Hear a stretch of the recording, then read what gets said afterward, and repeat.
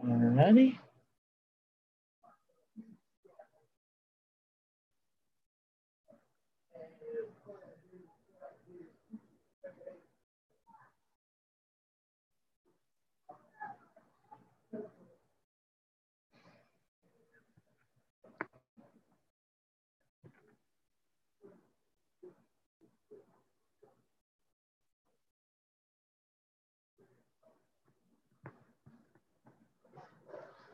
Waiting on my people coming in. Now y'all seen the title.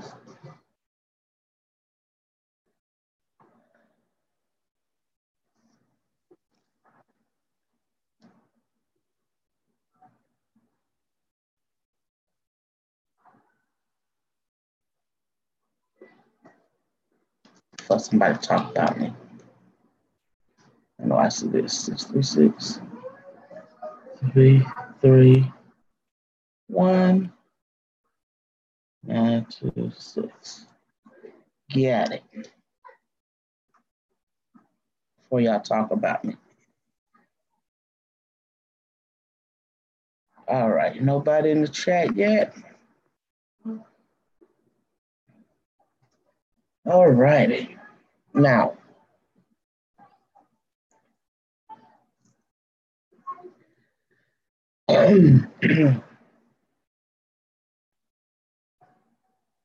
as most of you know, I have a lot of issues. Hello, Josie. Hello, Robin.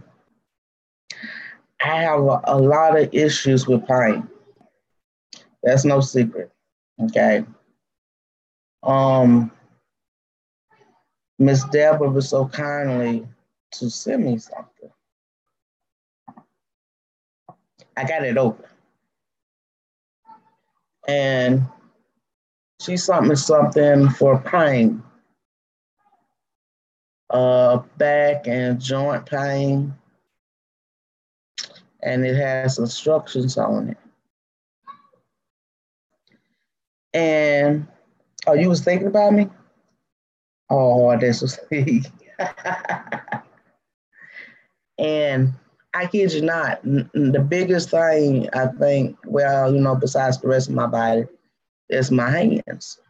So guess what the first place I used it on? Yes, my hands. So I used it, that was the first place I used it on. And baby, yeah. This little bottle, that does miracles. Because when they say your hands wake you up out your sleep, they do. I didn't know that was possible. But yes, your hands get so bad that they can wake you up out your sleep. And they had started doing it again. Hello, Rainbow Phoenix. You sneaking. But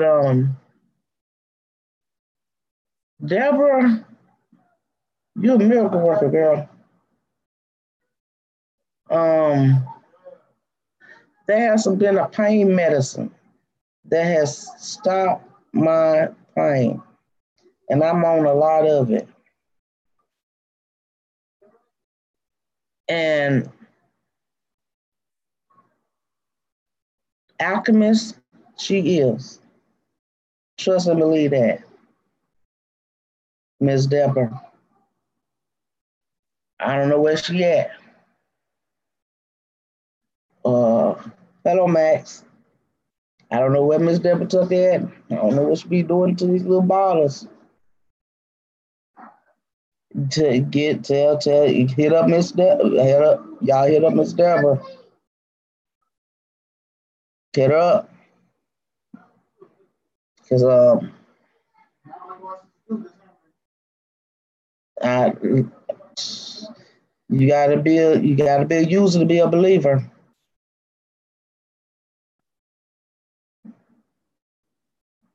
I mean, would you rather use oils or be on a whole lot of medications?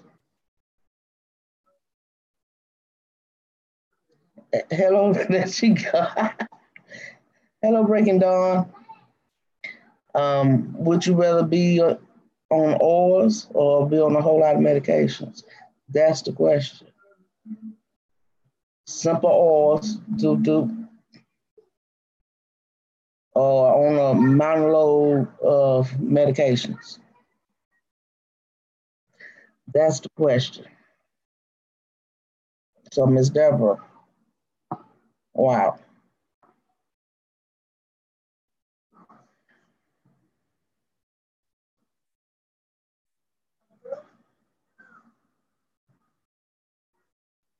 So, y'all, like I told y'all, we in our community, we got everybody. We got everybody.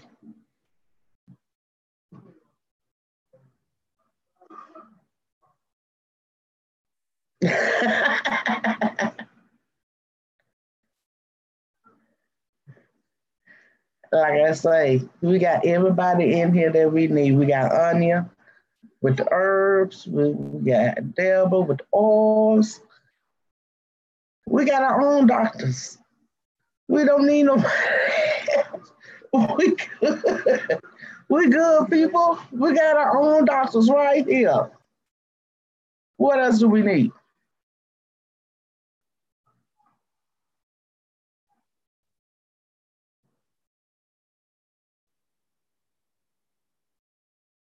I tell you, we already got our community set.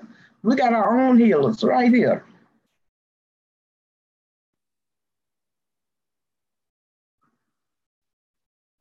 Yes, Max.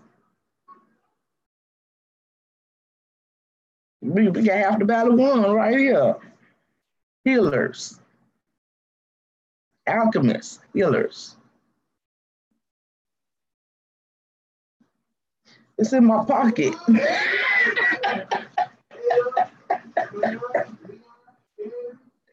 I got one in my, this is the one I carry with me all the time.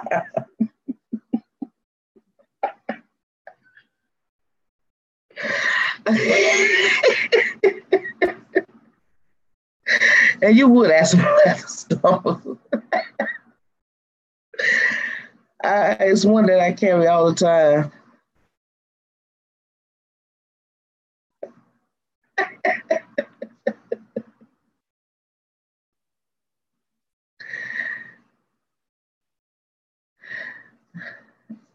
Yeah, it's one that I carry all the time that I like to just fidget with. So I keep this one in my pocket. It was interesting. That's a different point of view that I've never seen before.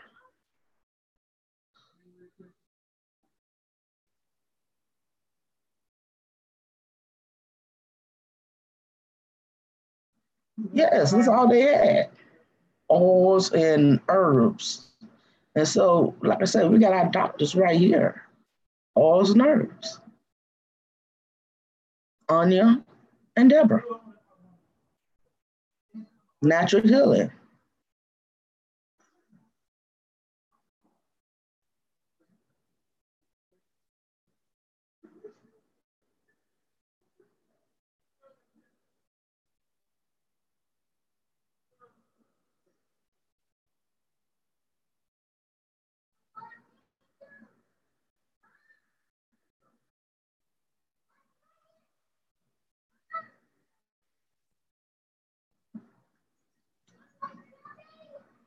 I guess what else do we need? Somebody with green thumbs? Because I don't have green thumbs, y'all.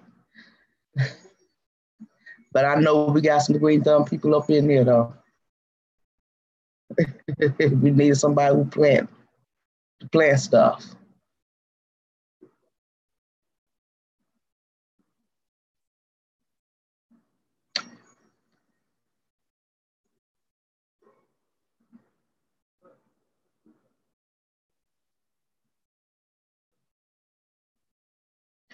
Meal gaping?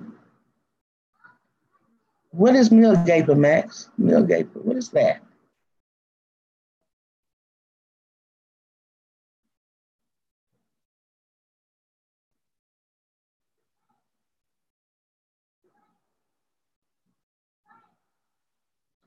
Right.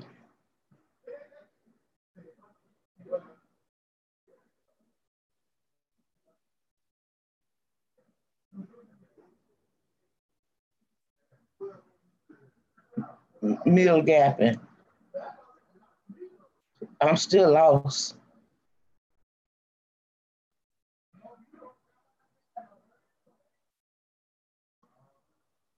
Explain what that is, though. Hello, Ascending.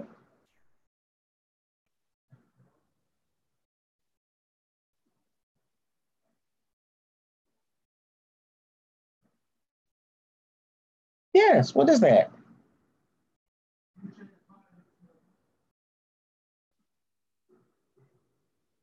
I don't know everything. You eat most of your calories 4 to 6 hours and snack the rest of the time.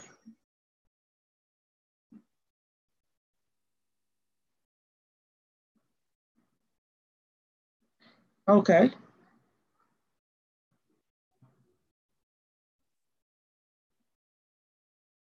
okay. I don't think that'll work for me.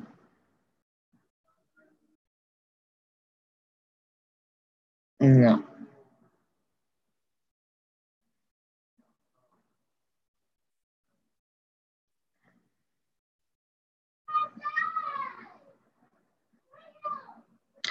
No, I don't think that'll work for me. I just have to water fast.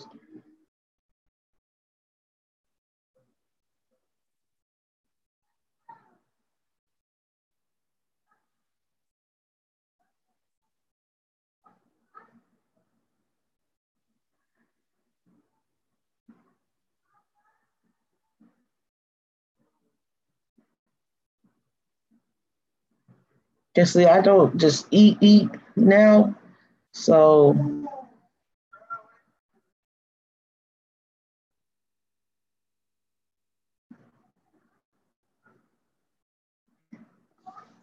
aren't you supposed to be watching TV? I'm almost like you. You might as well come on in the chat, Rainbow.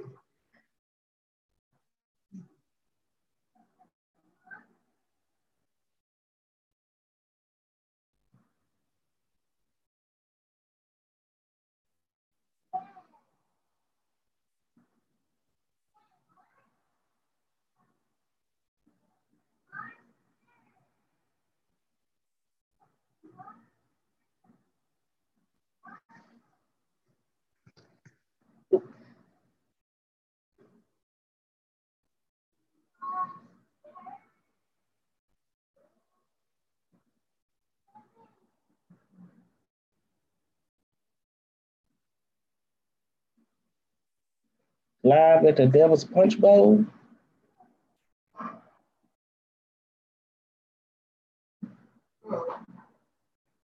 Interesting.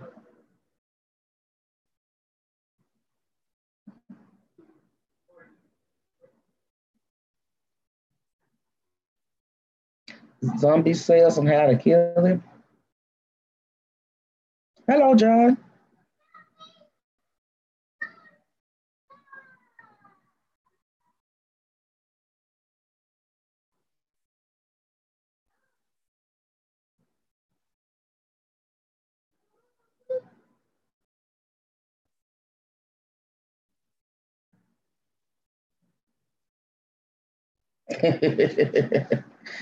Yeah, I push play yet.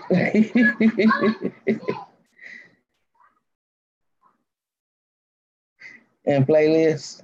Okay.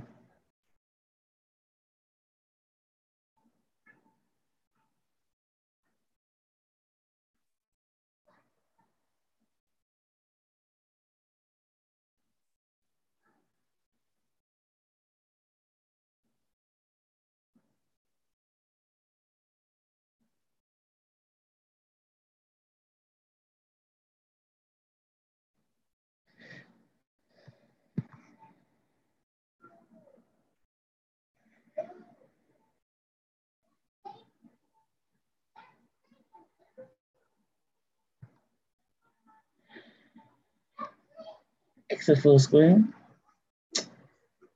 Right on exit full screen.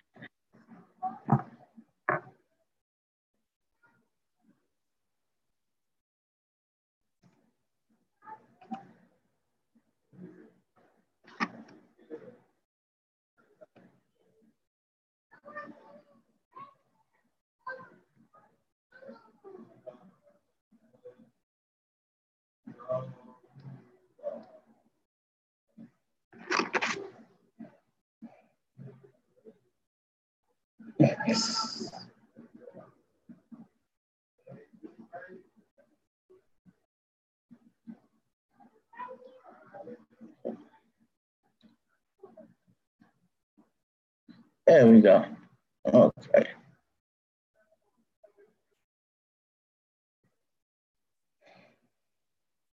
There I can see. Okay. Everybody want to come on? They go to numbers.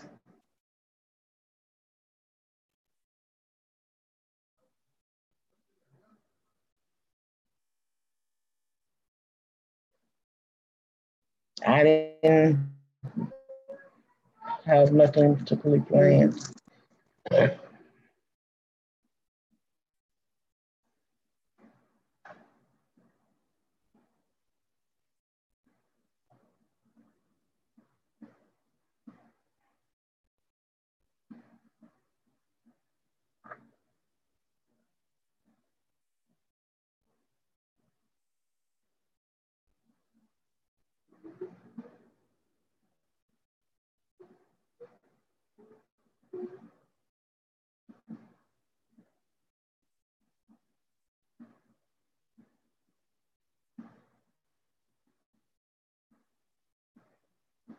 Anybody want to come on board?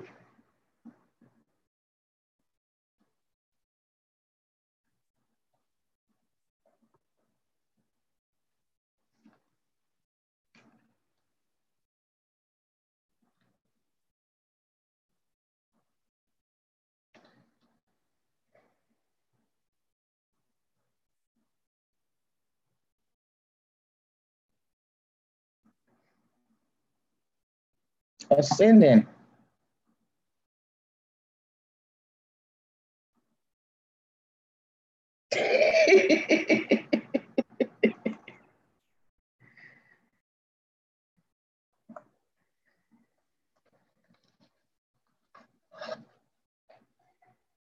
Remote view.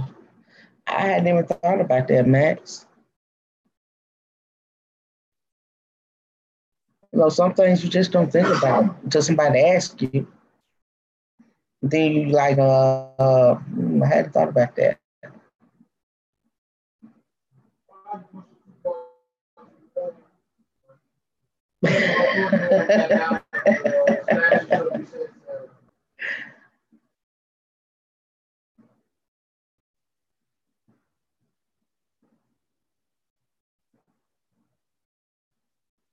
I mean, what is that you can remotely view hell with?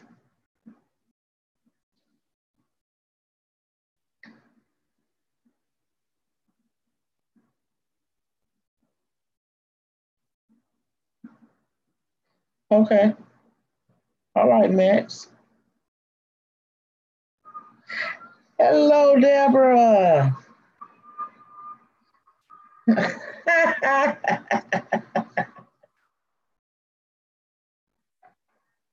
Oh, you already here. I'm sorry.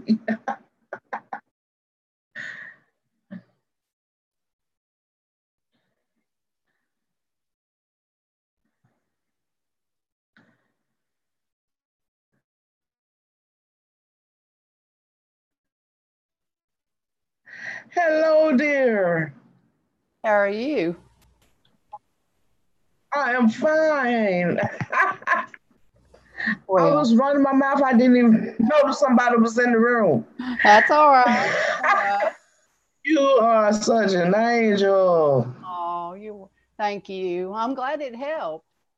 I'm glad it I'm helped. like, my hands was the first thing I used it on because my hands give me like the most trouble because I use them the most. Yeah. And Yeah.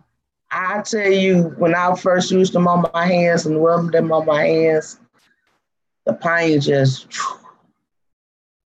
and I I know was like, I used to out of work all in the medications I take, that was the first time all my pain just subsided. really. Well, that's awesome. Yeah. And I'm like, oils versus all these pills. Yeah. Like, we need to go ahead and get the word out on that. I mean, I Well, that's take, how I got started on it because I was on so much pain medication. And I mean, I was on pain medicine for on and off for like 27 years. I was on 9 different prescriptions and my pain just kept getting worse and worse and worse until, I mean, probably for the last like 3 or 4 years before I started with the oils, I just basically cried in pain. And I was taking more pain medicine and still cried in pain all the time. exactly. And Yeah. as I much mean, pain medicine as I'm on now, um, and the unfortunate part about it is if I ever came up off the medicine, I'm going to have to suffer uh, like withdrawals. withdrawal symptoms. Yeah. I'm gonna have to go through withdrawal symptoms to come up off the medication. That's what I had to do. And I'm like, because I didn't even know it that I was gonna have withdrawal symptoms till I had ran out of my medication. hmm And it was like a surprise shocker because I had uncontrollable crying and stuff and shakes and brain zaps and I couldn't figure Yeah. out what was going on with my body. Yeah. And they told me that it was withdrawal symptoms. I'm like, what? Y'all didn't tell me that before y'all put me on this medicine that was going to be withdrawal symptoms. Because, I might have been like, well, no, hold up, wait a minute. I don't want to be like a drug addict.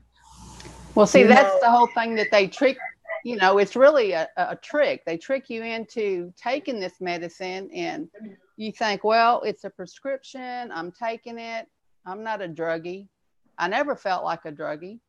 I was taking exactly. medicine. I never, ever felt like a druggie. I was just taking my medicine for the pain that I've had for 20 some odd years, until I was taking so much medicine and nothing worked. And, diabetes started. I was starting to have trouble with diabetes. And then I started having trouble with high blood pressure, all because of the medicine that I was on. It was causing other effects, problems with my legs, um, just jerking my legs in the middle of the night. And it was just Yes. adding up. And then they give you more and more medicine on top of it. Right. Well, it was a couple years ago. I just, kind of had enough of it. And I seen somewhere about essential oils and it kind of stuck out to me. But in my mind, you have to take something, orally for it to work. I couldn't understand how putting something on your skin, I couldn't understand it. As simple as it is, I thought I have to take it orally. So I got me a book. Hold on a second. I got me a book and, I'm all about sharing because, I want to help other people help themselves. This is a book that I got off of Amazon. And I think it's less than $40 for the book. And it's got different recipes in it for, all different ailments, anything you can think of. And I found me a recipe for pain. There is one you can take orally and there's one topically. Like the one I sent you is in this book, but I add stuff to it. not just this recipe, it's things that I found that works that I add to it also. And plus speaking healing intentions into it when I'm mixing it with the frequency, the music, you know. I also play music, infuse the music into it and set my intentions. So it's a lot of different things, but that's how I got started. I started taking, let me see if I have these capsules. Hold on a second. Yeah. This Alchemist right here, y'all. You can get these little, this bag of capsules off of, you can get it Amazon or eBay. You can get them about anywhere. And let me show you. You can fill these little capsules up with so many drops of oil, whatever the recipe calls for. And you just mix you up a bunch of capsules and then you take them how they tell you to take them. And plus I was doing the topical, you know, both at the same time.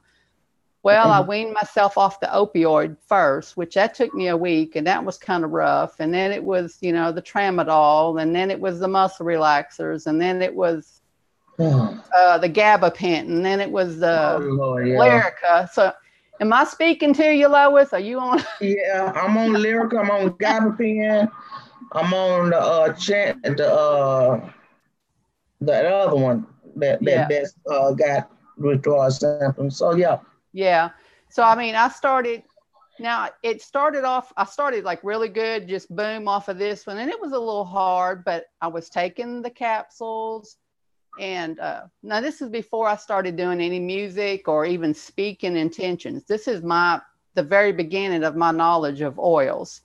It all come through healing myself, but started doing putting the oils on my skin and taking the capsules. And at first I was like really gung-ho. I was doing it. It was rough. But then there was like a little pause. I had to take 3 or 4 months off because it was so much, I don't know, maybe anxiety of trying to wean myself off, you know, because I got really motivated. But then you have to realize on top of that is that your body has been on it for so long, a week of not being on it, your body is still going through withdrawals. Yeah. I truly believe my body is going through withdrawals a year later, possibly even now, you know, because I had been on it so long. So, I mean, even though you get off of it and I do feel better and I'm not taking it, I'm off of 9 medications, and it took me a year, but I'm off of 9 medications. But, you know, our body's got to heal now from that. Do I still have pain? Yes, but I use that bottle that I gave you. I use that, you know, and I still use Advil or something like that. I use ibuprofen in between, you know, because I mean, not it doesn't help everything, you know. It does help that backache. It helps your hands because I have the same problems with my hands. I worked in a chicken plant, so I was pulling skin off a chicken, and then I worked in a turkey plant, and I would put nets on them big old turkeys. So I was working my hands constantly, you know. So my hands would go to sleep, you know, and they would draw up at night, and all that's over with, you know. So those oils do help, but that I kind of learned more about it just healing myself, you know. I mean, I didn't know anything before, you know, and then, you know, I started helping my family and helping a neighbor with some medicine, helping my granddaughter and the person at church. That's when I was going to church then. And it just kind of drifted off from, you know, sprouting out from here to there. And then it kind of realized, and then people with the community, you and other people just really encouraged me because I didn't realize that I had a gift. I just thought I liked messing with oils, you know, but I didn't realize what I was doing because I do it from the heart. I set the intention of love, healing, strength, boldness, awakening in my oil, in every oil, or whatever else comes to my mind that I feel that I need to infuse in that oil is how I do it. With I play it's 12,000 megahertz of music, the frequency when I'm mixing it together, because that's a creation. So I do that. And plus, before I mix it, all my oils, I play that frequency also. So it's infused. And then when I create a new creation, I infuse that with that too. So when I'm mixing it, I play that frequency and set my intention of healing and love in it. So, and I think that's what it's all about. I think that's why it's successful, is because that I'm doing it from love, and I truly do love mixing it. I mean, that's alchemy all day long, my dear. Yeah. But I mean, it's as simple as that. I healed myself, and here I am. I couldn't heal anybody else if I couldn't heal myself first. So that's kind of how I got started. And I'm just spreading the love.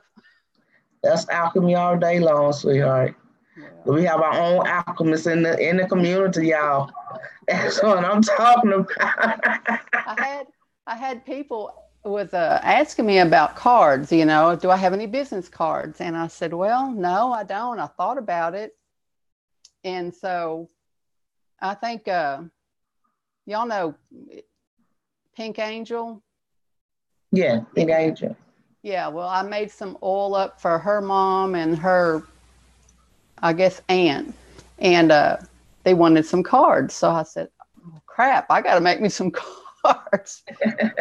So I'm making these cards and I'm thinking, what do I put on it? And so I come to the realization that I have to own it. So, yes, you do. And that was at that moment, I had to realize I had to own what I am. I am an alchemist, I'm a healer and I'm an activator.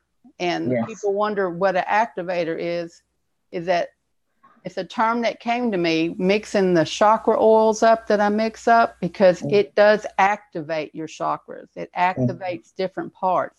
It activates healing. It activates your body to heal itself. So that's activating, and so anyway, I had to own it. So I finally owned what I am, what I truly am. Yes, you did. Because we always going to put it on you anyway. Yeah. So you didn't have much of a choice. No, I didn't. I really didn't. Yes, ma'am. So this is Deborah. If y'all want to get any type of healing, this is too late to see. Can you put your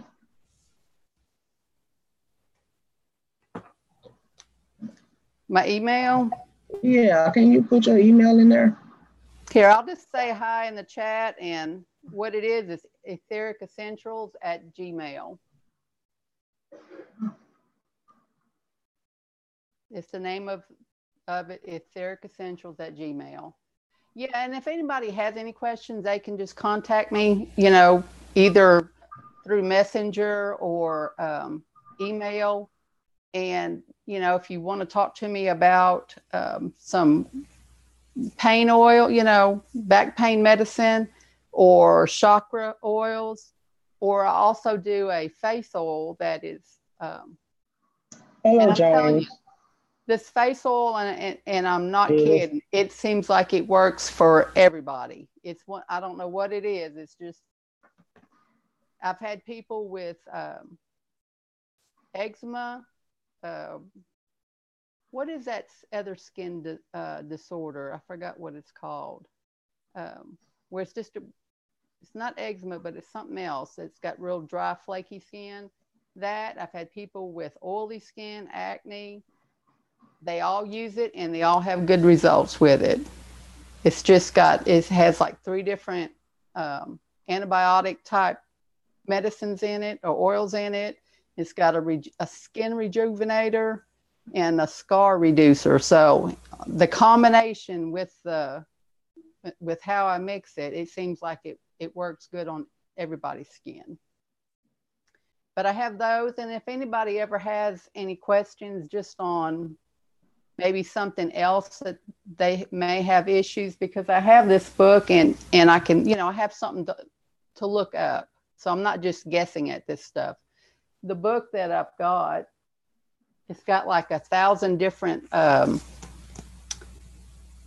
case studies. So it's stuff that's already been proven to work. So I'm not just guessing at anything. But anyway, that's how I got started in it. Does anybody have any questions?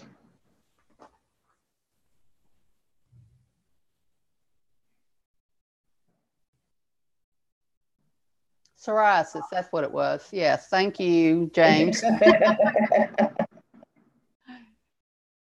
That's what it was, psoriasis. Anybody have any questions?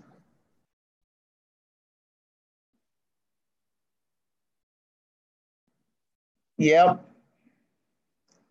That's right, Josie. Yeah. Hey, if I wouldn't have done it, I couldn't sit here and say it could be done. Mm-hmm.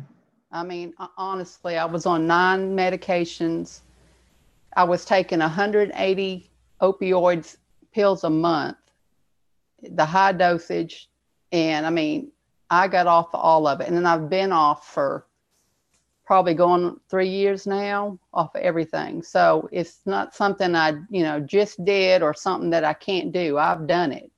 And it's just, using essential oils. But you really don't have to take the capsules. That was just me thinking that that's what I had to do, because everything else I took was orally, so it was just something in my head that I couldn't comprehend, putting something on your skin and getting relief. I mean, it was just me in my head thinking that, so I kind of did both, but then, I got off of the capsules. Yeah, because you get tired of swallowing things. Yeah. But it can be done. It can. If you want to do it, you can do it. And, and I know it's hard. And everybody has to be at a place where it's now or never. And that's how I was. I was so miserable. I was in so much pain.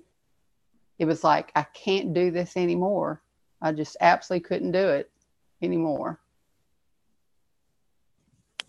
And all they want to do is just give you more medication. Oh, gosh, yeah. Yeah, that's all they want to do. That's all they ever want to do.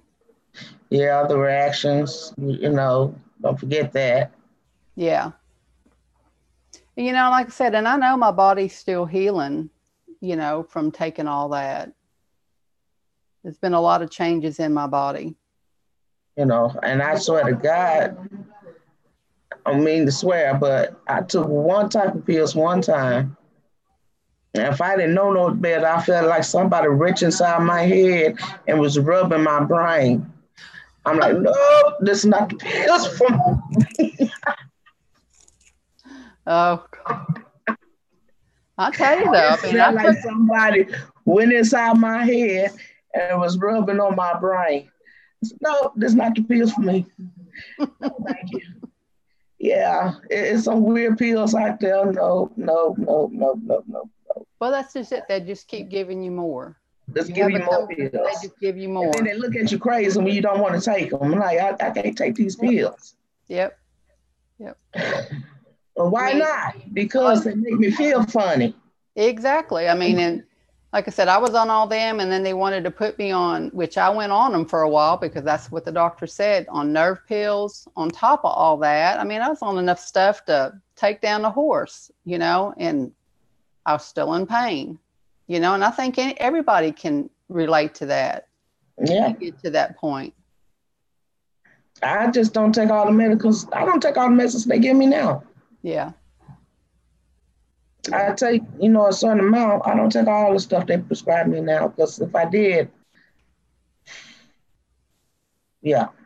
You wouldn't hardly be able to function. Probably not.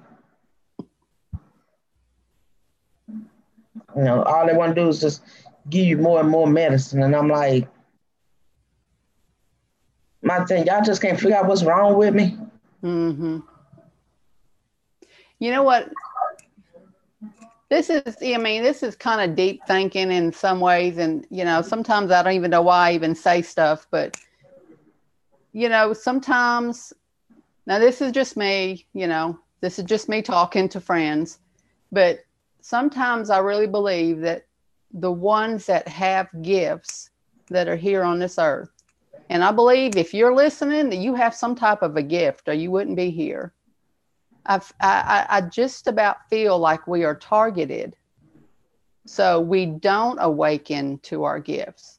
So we never know what they are, you know. And I think, you know, we just seem to have so much pain in our lives, so much, sometimes drama, so much heartache, physically pain, mental pain, you know. Mm-hmm. There's some people that just fly by life and like nothing ever bothers them, but they're in another world that we're not in that world, you know. Right, We right. see everything that's going on. And sometimes I really think that, you know, we are attacked or targeted or however you want to say it, you know. But, you know, we struggle more. But Yeah, once we we do. get through our struggle, we have a lot to offer, Right. you know. Just like you were talking about your daughter with her gifts. Mm-hmm. You know, she can run from them.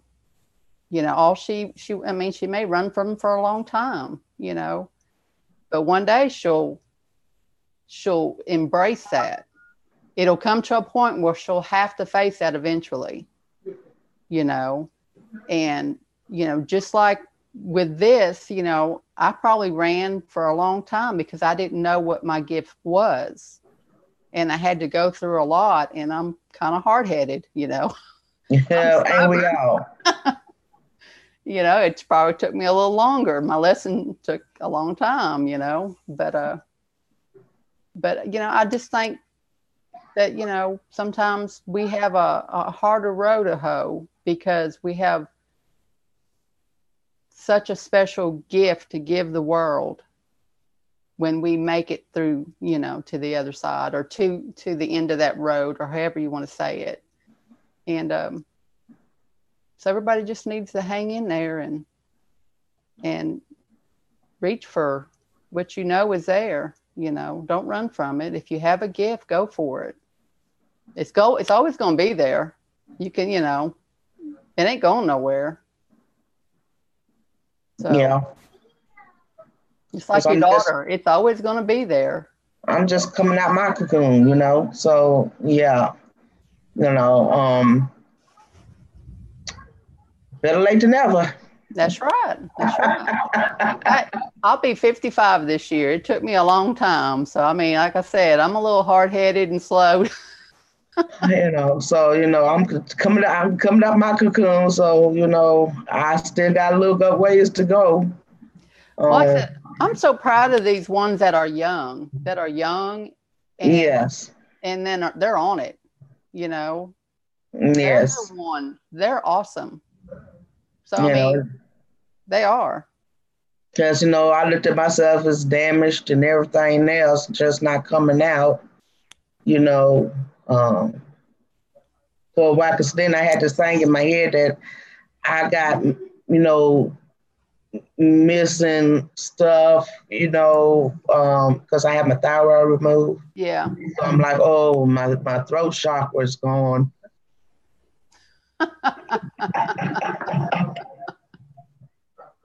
I was, and somebody had to tell me better. Because I'm like, oh, Lord, my throat chakra is gone because I had my thyroid removed, you know? So, yeah, I'm just coming out my cocoon.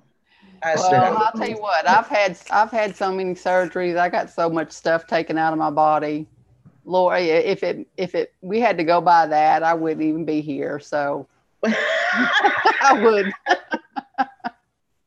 Yeah, I've been on a knife about 3 times. So yeah, I And tell you what, that was one of the things I was worried about, the stuff they took out, and the chakra points. And I'm like,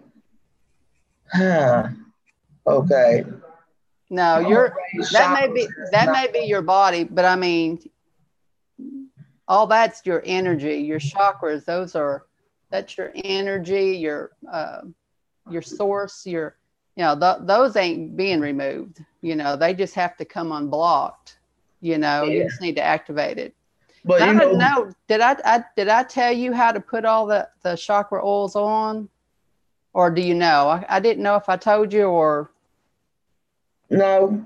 I mean, you can just wear it. A lot of times I just put mine on my wrist and I'll put it on my neck, but mainly I put it on my forehead. If you really want to meditate and really get the full effects of it, you can put just a dab on the top of your crown, your forehead, on your throat, on your heart, around your navel, and between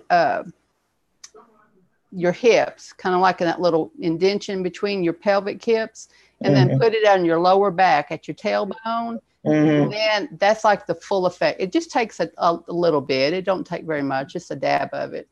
And you can meditate and you get the full effect of it. But I always put mine on my wrist, and I just all day long I'm sniffing. I'm just smelling it all day long, and I just constantly inhale that. Okay. And it makes a difference. It opens up different senses in your body. I put in yours, always cover all the bases for all the chakras, but I went on yours. I put in, but you have a lot of heart anyway, but I spoke for your fifth chakra, your sixth chakra, and your seventh chakra. Okay. Yeah. So, and this represents, your throat chakra represents ether. And that's where clairaudience, clairvoyance, channeling comes in through your voice. Your third eye, that kind of represents all your chakras, but that's the vision of seeing things. And then your crown is connecting to source or to God or whoever you want to, your higher self, whatever you call it. But I mean, you're covered with all of them, but those are the ones I emphasized on yours. Okay. But so I'm covered. See, y'all, I'm covered, girl. I'm covered. Y'all need to get covered like me. Yeah.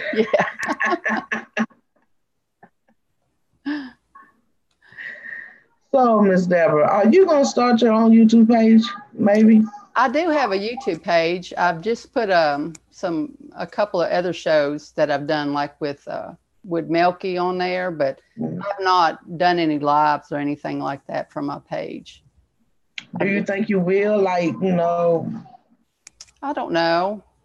I may. Or anything, or I may. I'm still learning.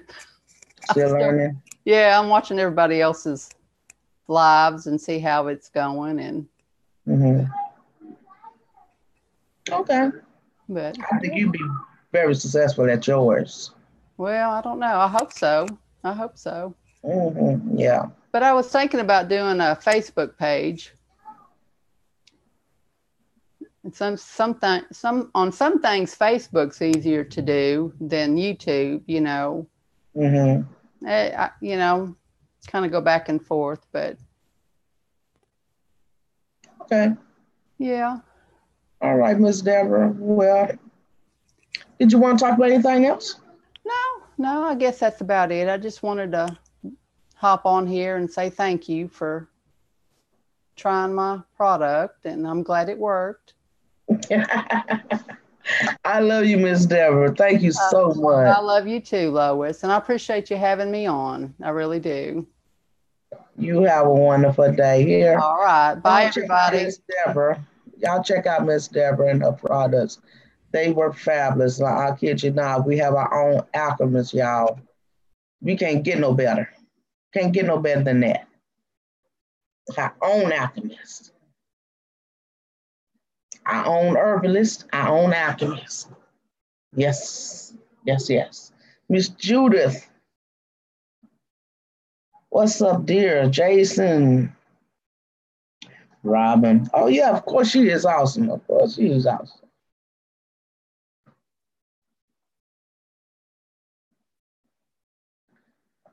Put them numbers. What I do with them numbers, y'all?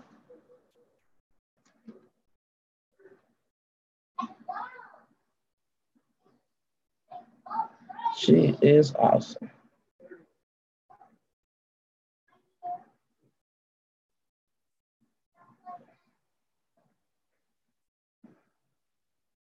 Y'all notice I don't have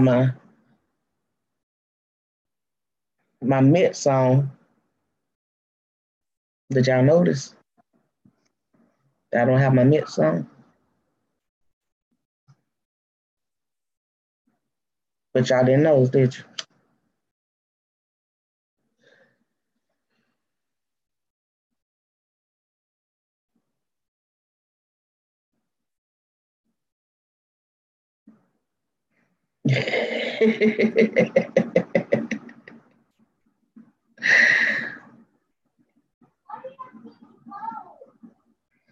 Okay, Sandy. Thanks for stopping by.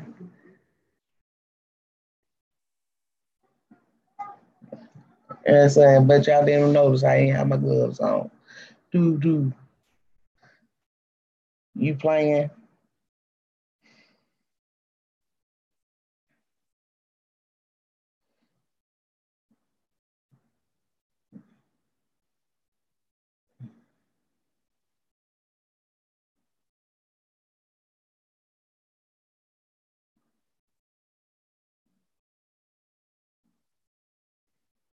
Hello, Robin.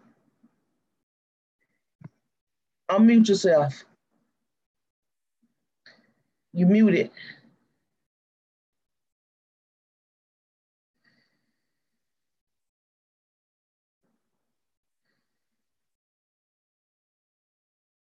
You muted. Unmute. Unmute.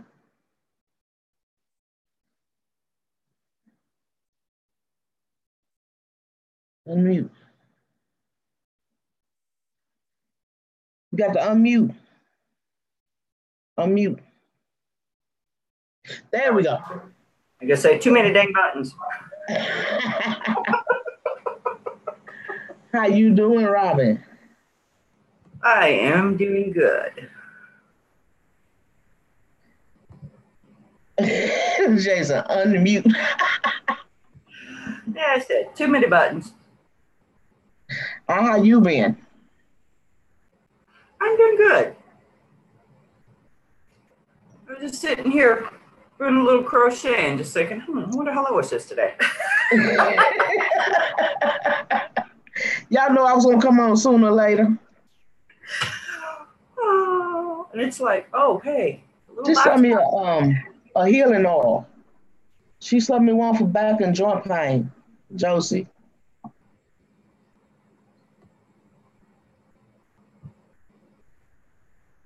Oh, get out of there.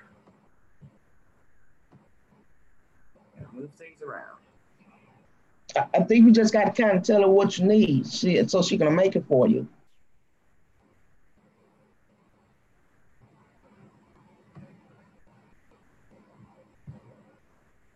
There we go.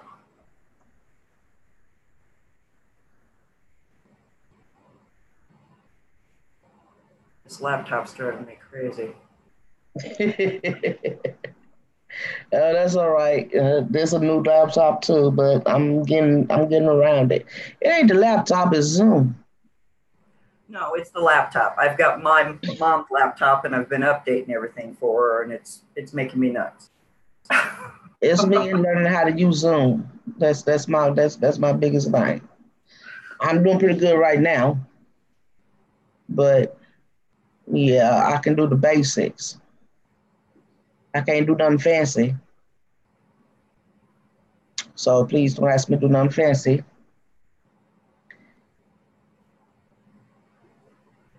I can probably make you a host so you can do more stuff on your side. Oh, you're Don't fine. let me do nothing on my side. Then we got a problem. You're fine. I usually have my tablet going. Mm-hmm. I can work that better than I can this thing. Boy, yeah. Okay. I'm looking now. And so I'm looking and see I don't want to touch too much. Yeah, I know. Hey Judith, did you want to come on, sweetheart? I know that feeling. Yeah, because you know you just don't want to mess up nothing. I always messes up something. You know, because I lost my volume one time, y'all couldn't hear me. Or no, I couldn't hear you. Something happened with my volume, I messed it up. Again? What you mean again?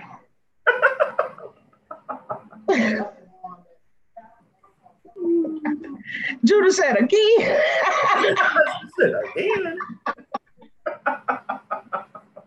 I mean, this is supposed to be a family thing. I mean, you know, this is open to everybody. You know, this is not like a one-time thing. Everybody is welcome. Oh my goodness, Judith. Yes. No, we need Anya in here now. Yeah, Anya. It's no telling what Anya is doing. She should be off work by now. But she might be on somebody else's show. You know, everybody try to grab her up. And then Rainbow Phoenix, she's tied up. Okay.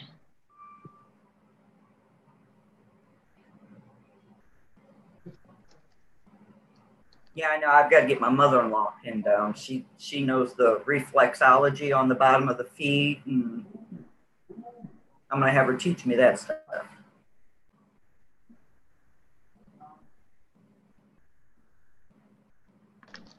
There we go. So, Robin, do you do readings or anything? Cards? Yes. Yep. I've done cards since I've been 20. Really? Yeah. I got out of it for a while because I had to take care of my grandmother and stuff, and I'm just now getting back into it. Wow. Okay. Yeah, I started when I was, matter of fact, I was 21 when I started doing cards. Oh, impressive. I'm 52 now. So what cards do you have? I've got, Oh, you probably got a ton of decks. no, actually I don't. I only have two decks that I use. One I just, I lost it and I just found that one last month. That one was my favorite deck. And I thought if I lose that one, I'll go out of my mind.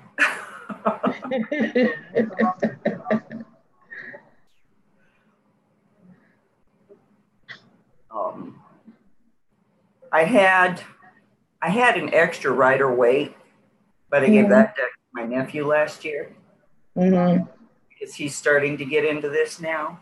He wanted to learn. Yeah. And I gave him a few books I had. Okay. Would you like to do a reading for me? Oh, good Lord, woman. Well, you know, we don't read on ourselves. We ask other people to read for us. You know how that works. I don't know you was going to ask me that.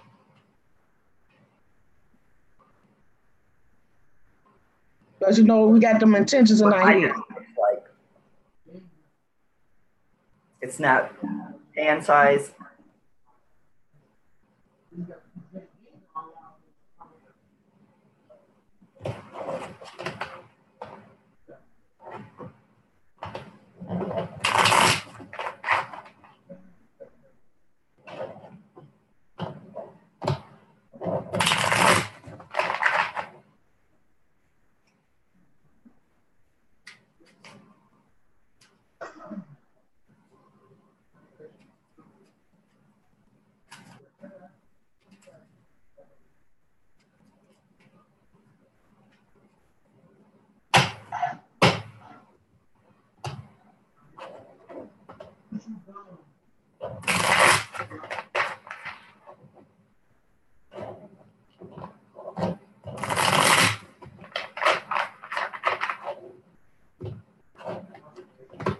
Hello, Judith. Hey, Laura.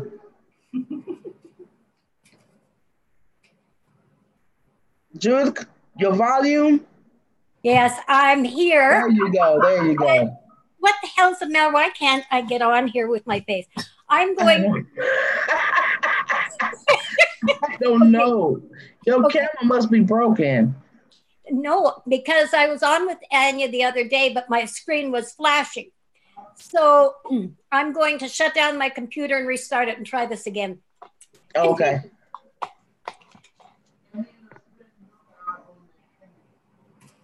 Pardon me.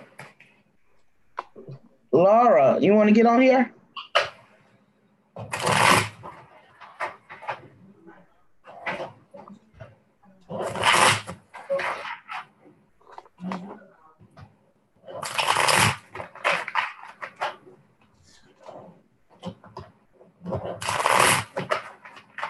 I shuffle them good.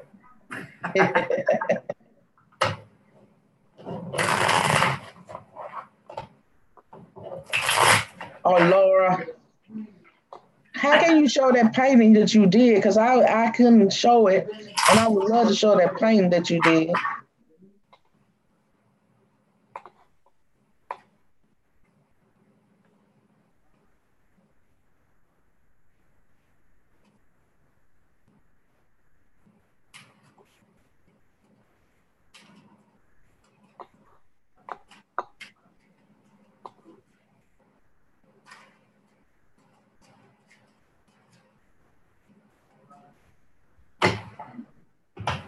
There you go. Oh my God, I'm in. I don't even know what I did. I said too many buttons. You got it. I got, well, hi, girls. I said too many buttons to push. Well, I just kept, actually, I was just trying to shut everything down and I was suddenly here, so that's good. It's like being in a brand new car and trying to figure out where everything is. Yes, exactly.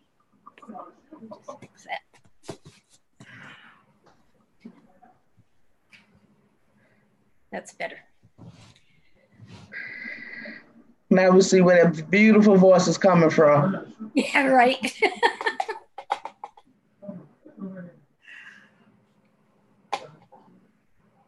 So I was waiting to, you have been doing cards since you were 20? 21. 21, that's amazing. How did you know you had any gifts? How did it come to you?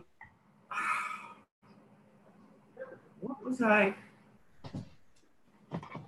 Oh, I call her my sister. She's actually my best friend, but I think we were sisters in another life. She had asked me about tarot one day, and I just bought a deck and put them in my hands, and it just felt right. Did you have any intuitions, things before that? No. No.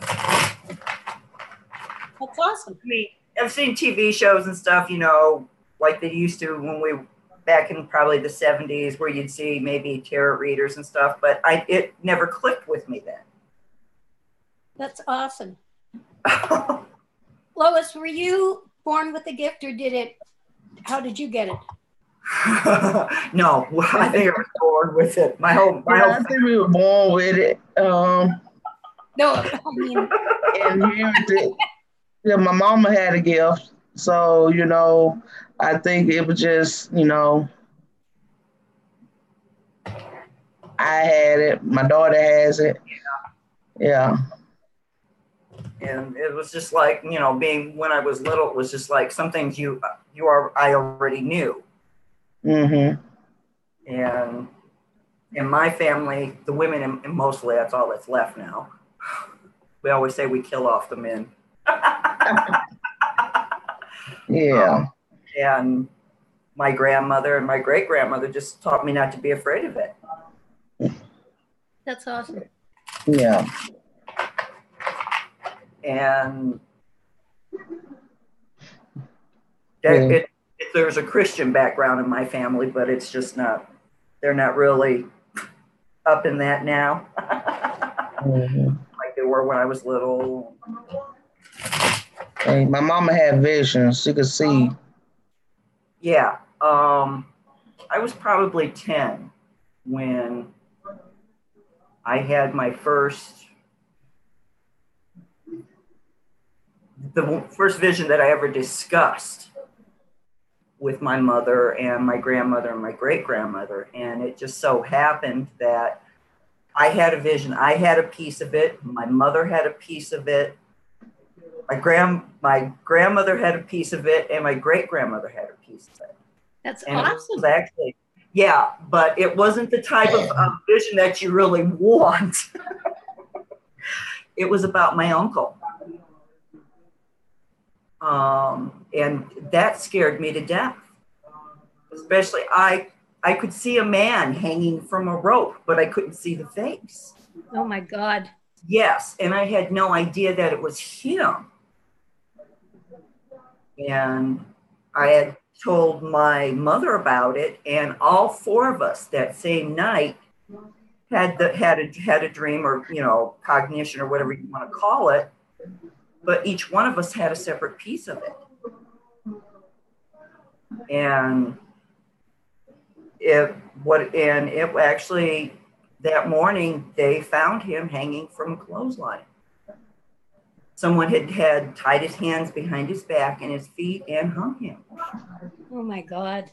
Yeah, I mean, and that was something that scared me, but not scared me enough not to shut it off or ignore what I was feeling. Yeah.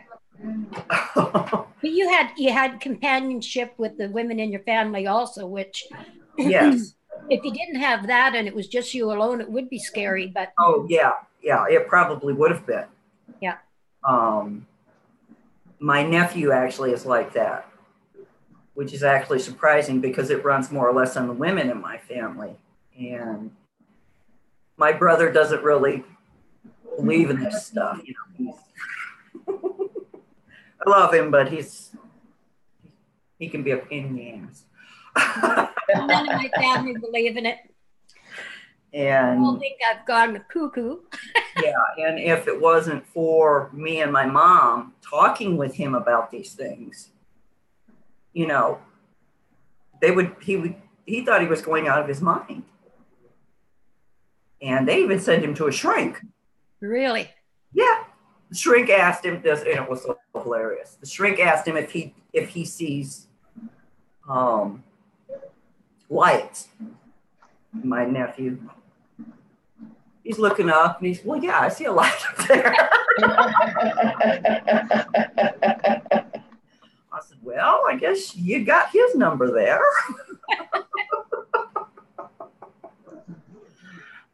But I said, I just told my brother, I said, and he has it too, but he just doesn't pay much attention. He calls it a gut feeling, which is actually where it comes from. Yes. And, we try to explain to him, look, boy, that's where you feel it from. That's that knowing you have. He's just, I don't know. He'll figure it out one day. Yeah, I had that, and that was just a knowing. You don't know where it comes from. You just know that this is, and if I don't listen to it, I always regretted it. Yeah. Yeah. Mm-hmm. Yep. It's just crazy when all the women in my family get together. We're just like. That would be awesome. I haven't had any visions about you. You're fine. I think that would be awesome. That's great. But when Anya was on, like I was saying a couple days ago, when I was born, there was actually 5 generations in my family. Wow. And from what I know, that's actually very rare. But my mother was young when she had me, so I don't look at it as being rare. Yeah. Well, all the women would have probably had to be young when they had their children to have 5 generations. It's only now that women are marrying or having children later in life, which is a good thing. I always said when I was younger and I had a set date, I did not have any by the time I was 32. I didn't want any.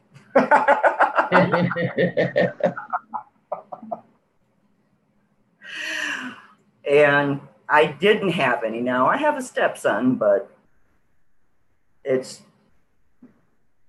that was a set date thing with me. So it's every woman's choice. Yeah. Yep. And it's not that I didn't want to have any. Good Lord knows I've got enough nieces and nephews. But it was just something in me that said, this is it. Yeah.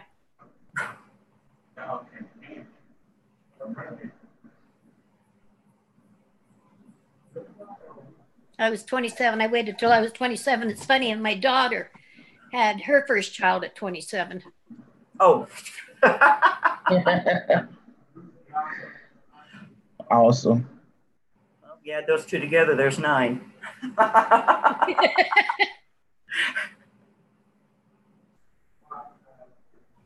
So are you going to do some cards first, Robin? I just got done shuffling them. That would be awesome. I'm going to be a little rusty.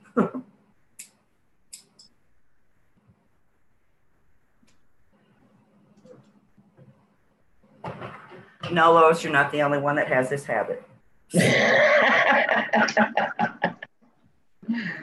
I just quit a year and a half ago. And then I went to visit my girlfriend. I call her my angel friend because she's closer to an angel, I'm telling you.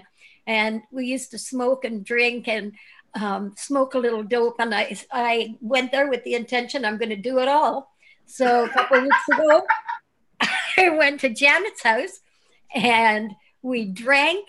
I said, give me a cigarette. She said, really? I said, yeah, give me a cigarette. Smoked a pack of cigarette a day. I was there 3 days.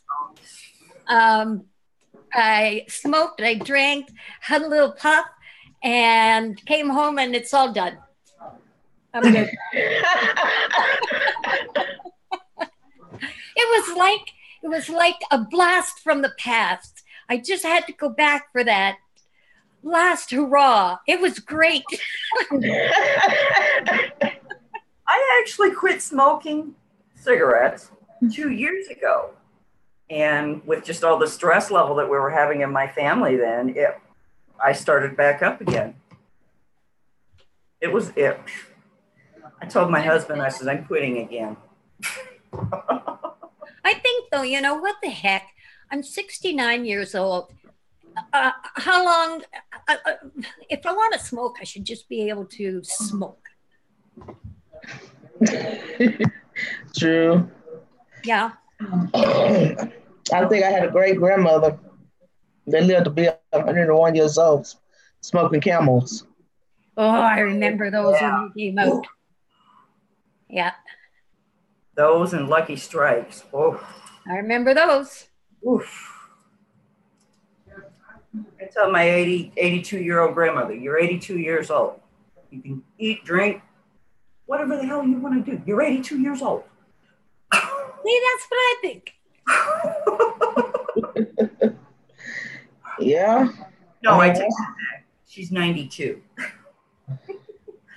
92 years old. Why? 10 years. Yeah. But do whatever you want to do. You're 92 years old. Exactly. 92 years old.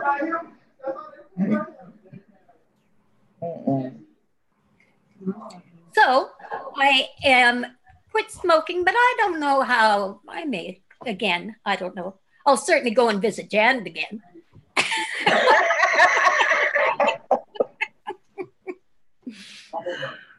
Oh. Now, one thing I haven't done in a long time is drink. And I quit drinking a long time ago too, except when I go to Janet's.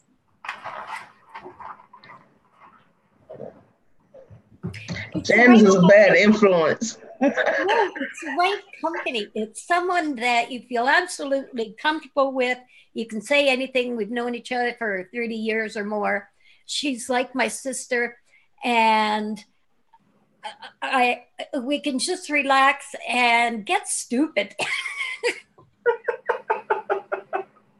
And it's great. And those are the kind of people you want to be around. Yeah. People that you really love and you know love you. And yeah. Oh, yeah. It's not, you don't want to be around people that remind you of this, you know. Oh, no. No, you don't. I mean, if it's a happy thing, then I don't mind that. You know, Right. well, like when families, when they get together and you reminisce about this.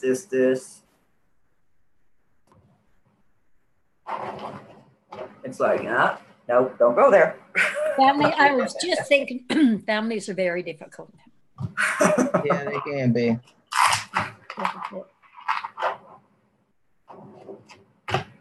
I love mine, but I've always been different. Literally, too. I'm the only dark one. They're all blondes. I'm literally the black sheep. I take after my father's mother, who was, we believe, gypsy. She was left on the steps of a church in Poland as a baby. And the gypsies had just come through, and so they believe she was a gypsy baby. And I look exactly like her, the square face, the high cheekbones, exactly like her. And the family's all blonde. So there's about, in the generations, there's maybe of us cousins, maybe 4 of us out of 60 or whatever that are dark like her. Wow. Mm. I thought of getting my DNA done, but Anya says, don't give them your DNA. Don't do it. No, because I've read, I was going to do the Ancestry one, and I seen and heard too much that once you do that, then they own your DNA. They can do anything with it. And I'm like, no. That's part of me. It ain't going anywhere. And really, it's not going to change my life whether I know if she was a gypsy or not. I mean, it's very interesting, and I would like to know, but not enough to give away my DNA, I think. Yeah. No, it was probably about 5 or 6 years ago. I did Ancestry, and my grandmother always thought that her family was Dutch. So, no, you're not Dutch. You're Swedish. And I found out how their original last name was actually spelled. And that was back in the 1400s. I got all the way back with her. Wow, that's amazing. Yeah. And when I showed her how they used to spell her last name, she's like, good Lord, thank God somebody shortened it.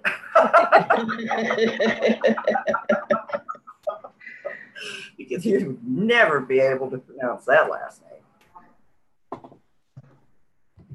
Hello, Truth.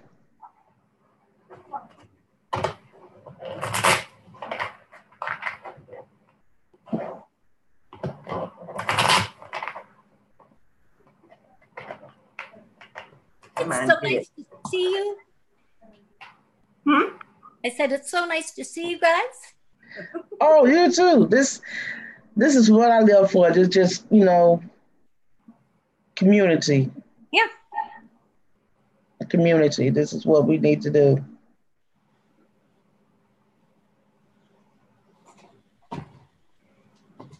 Oh, James, don't even get on the crystal ball because I have one.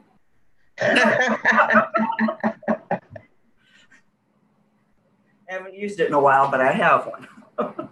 Max, you gone too? Are you going over Jeff on Jeff's side? Because I see Jeff just went live. Yeah, I saw that. It's Monday. Everybody usually goes live at the same time on Monday.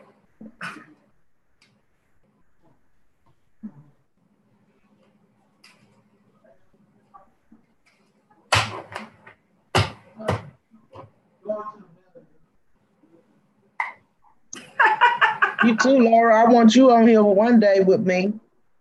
Oh.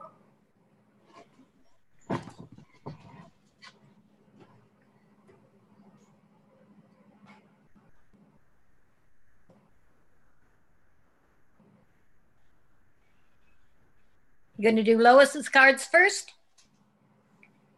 That would be good.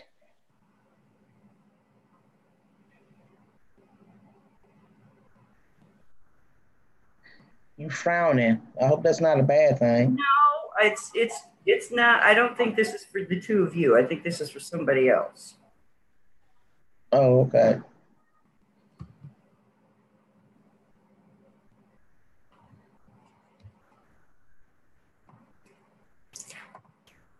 I said I'm a little rusty.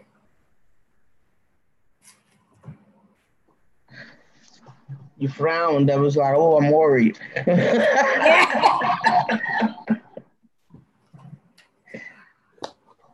No, I'm not like Heidi. I don't get upside down cards.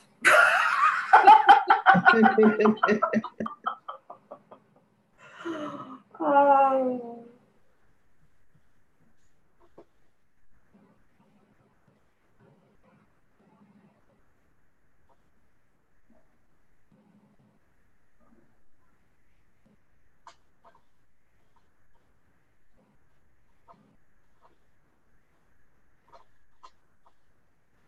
That's fine, Truth.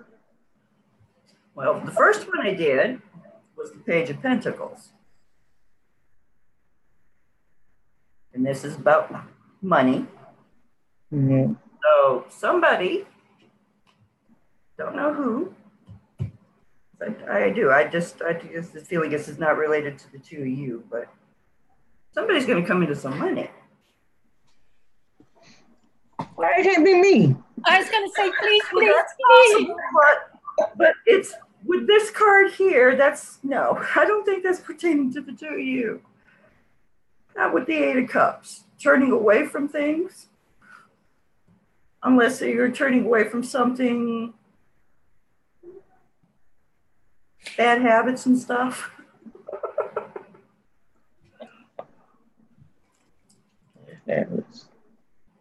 Negative people? Yeah, don't think that's for the two of you. Okay. Now that one's possible.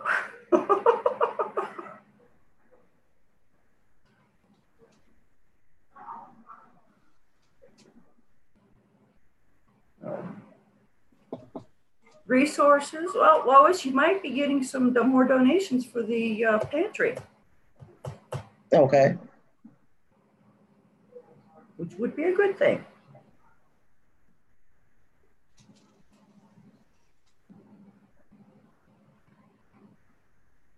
This one right here is the one that I never did like this card. Turning back, that's the Eight of Cups, you say? The Eight of Cups. I never did like that card.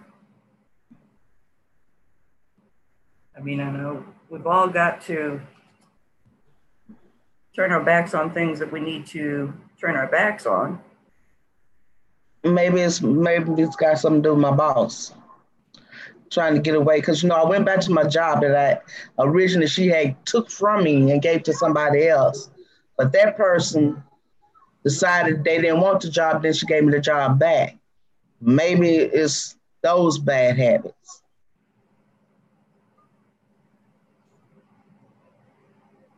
I'm not going to say what was in my head. Say it. Because Anya was kind of mad at me that I went back. Well, no, not with you, about the person that she gave your job to. I'm like, what? She wasn't good enough for it? No, I think that person didn't realize what she was doing and didn't want no job like that. I'd have gone back, but asked for a raise. There you go. Well, really, I mean, who else has she got? No one. But I think that person didn't realize the way she was, doing it, and didn't want the job, and decided not to take it on my behalf. And the reason why she had to call me back.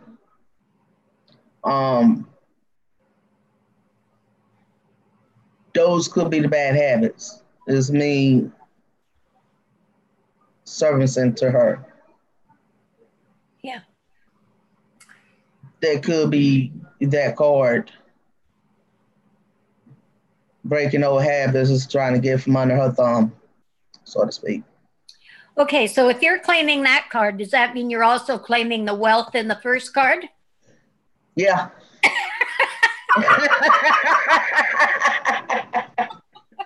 Yeah, that was a good story just to get that wealth. I'm on to you though. Well, the third card I pulled, Lois, the star. So, to me, good fortune, hope, things are going to turn out. That's awesome.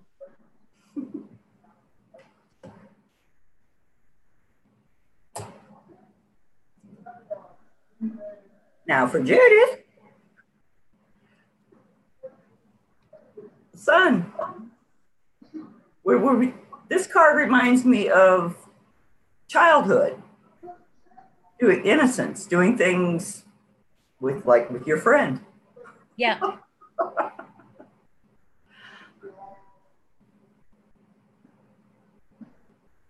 Or as I like to say, sunflowers and sunshine. That's awesome. I'm 69 years old and with about a 12-year-old mentality.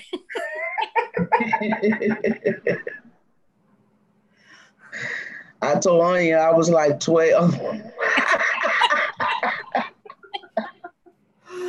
Oh.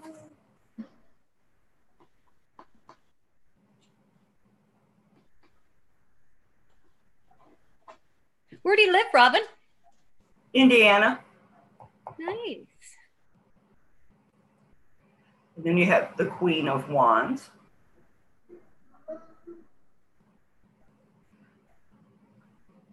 And she has a little kitty sitting on her lap.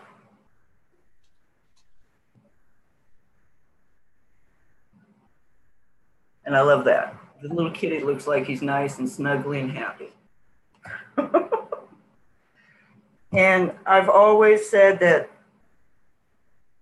I don't sometimes do court cards as representing certain individuals. I don't know why. I've just never felt that. She reading for Judith Max. Like I said, did she freeze up on us? No. Nope, there she is. I was just listening. To me, she represents more of a woman that's family orientated or is comfortable around friends, which would tie in with this one.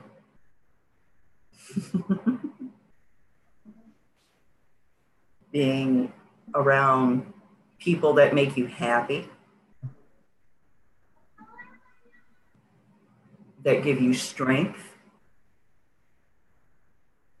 Now, the next one is the Seven of Cups.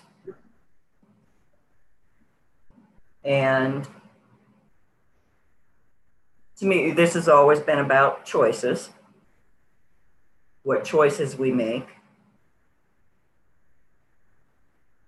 And I always like this top one, because this top one to me, and it has stars coming out of it. I always think that this top one is we make the right choices.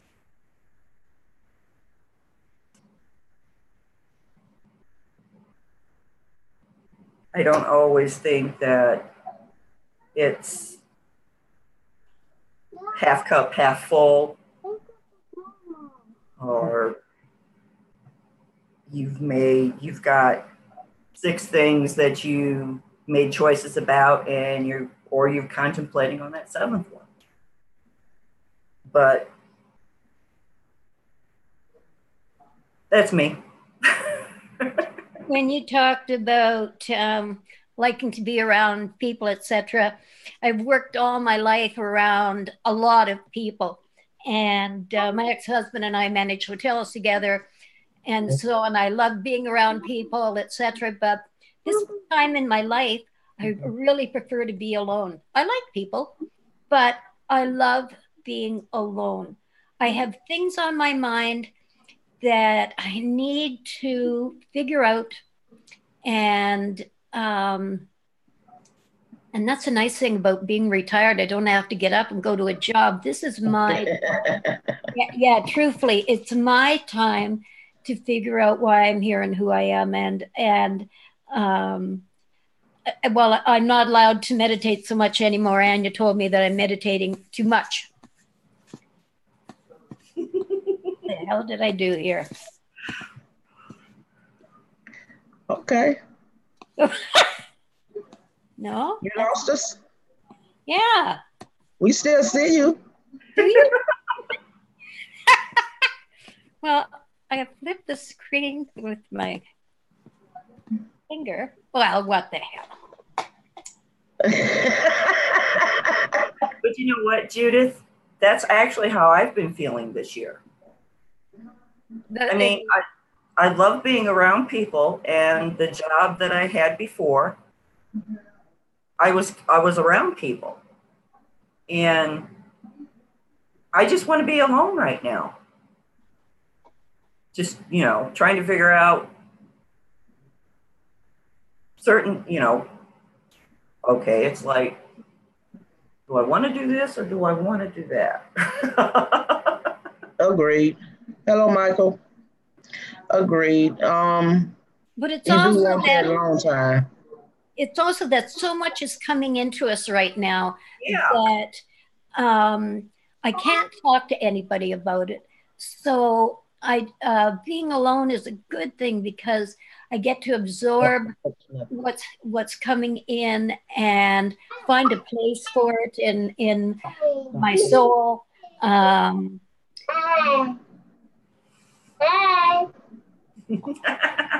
honey. I call him Grandma's pride and joy. That's not funny.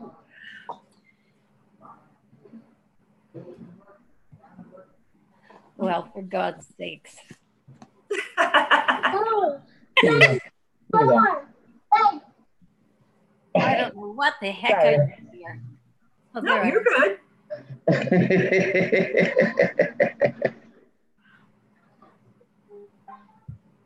I cannot see me.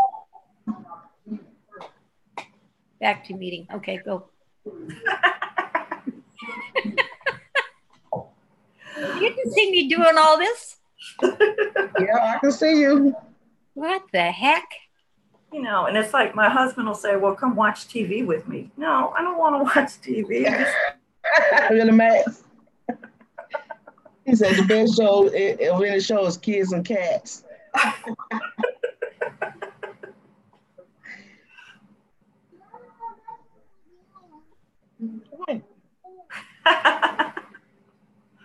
What you doing? You're going back. Wait. Why you? Wait. Sorry. Max. No, don't touch it. What you want? What you want right here?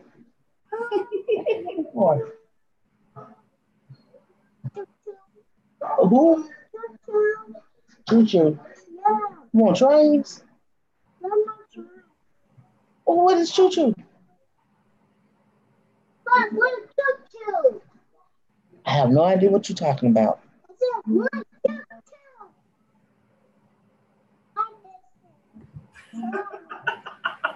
Dragon Ball Z? You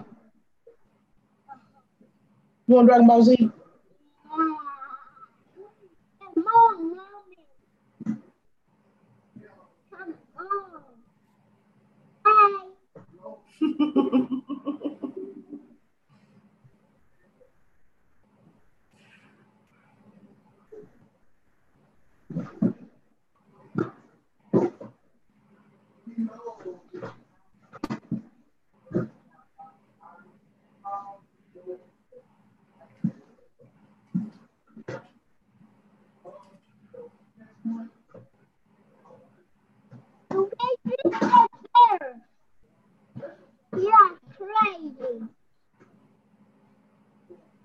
There you go. Click it.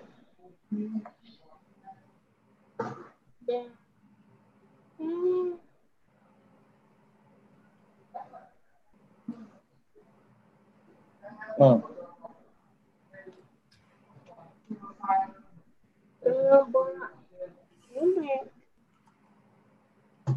Oh, did she leave? She got out? No, I think we lost her. Oh, goodness.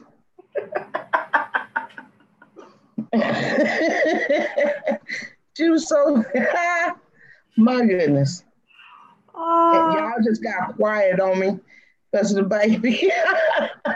And he started wanting me to put stuff in his little, he got a 2DS and he's on YouTube.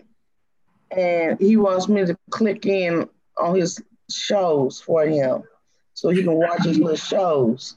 And that's what I'm doing. And the little numbers, the little letters are so small, I have to take this pen and try to type it in there for him because I can't do it with my finger.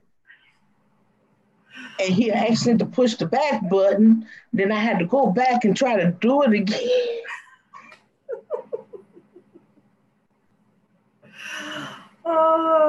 But it's a great little device because it'll keep him busy for a while. My uncle used to say, when you have grandkids, feed them full of chocolate, buy them a puppy, and send them home.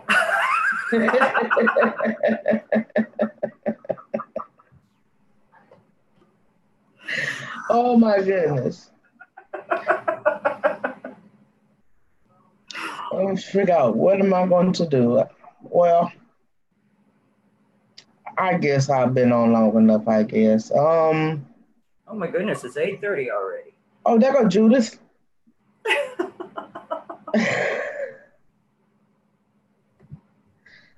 Judith?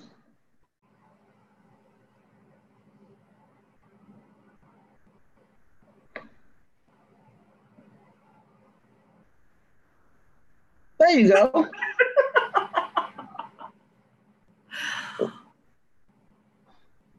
We can't hear you. We can't hear you.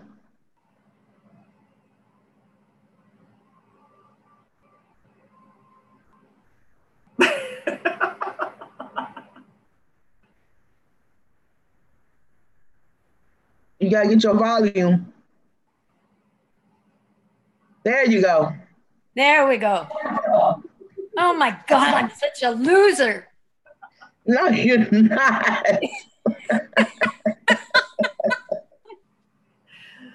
Hello, Anya.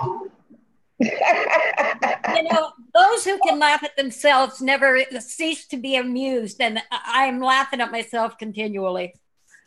I laugh at myself all the time. I know. Because I'm always messing up something. I know, and I call myself names. Uh-huh. You fool! How could you do that 2 times? I'm always messing up something. So it's like, oops. Oops, oops. What I did was so stupid too, because I just, for some reason, ran my hand along and it changed my screen. Took my screen away and I was looking at something else. And that's why my hands are over here and not over here.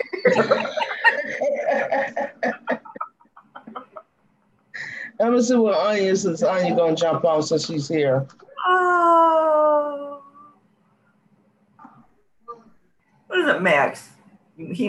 No, she didn't miss the dirty bits. Did I miss the dirty bits? Dang. Well, go to the bathroom. Okay, go to the bathroom.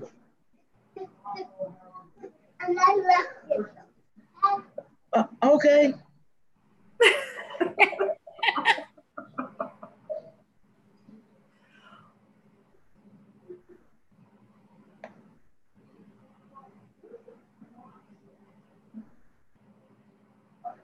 Are you coming in?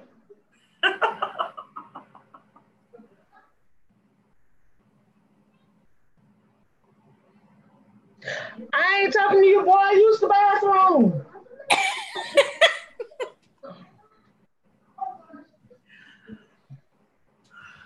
I said, kids.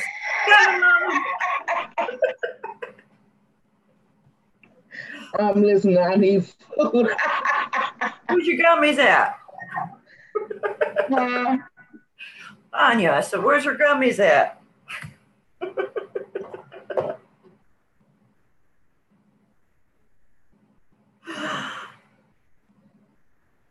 What time is it? 6:36. What time? 8:30 here. That's 7:36 here. Yeah.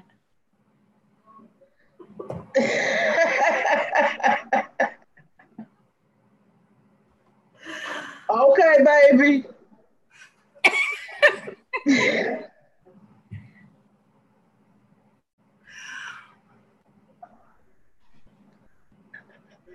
Well, no, Anya, you said you needed food. I said, where's your gummies at?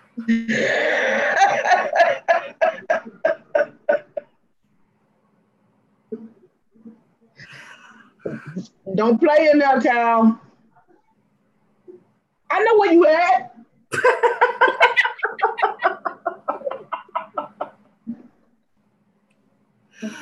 Oh. I wonder why we have eyes in the back of our heads.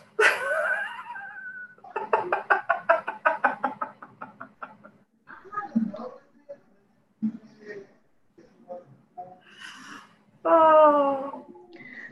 Ooh. So I missed the card reading. What, Judy? What you laughing at?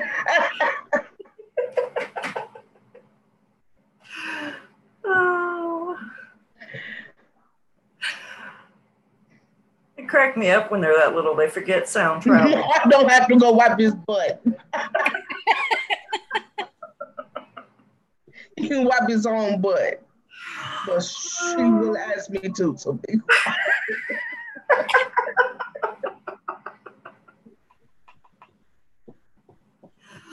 Oh.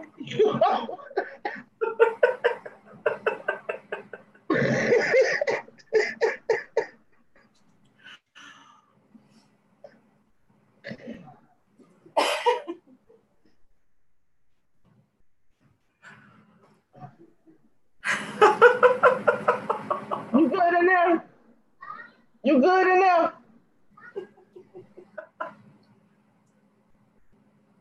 What you doing? You what?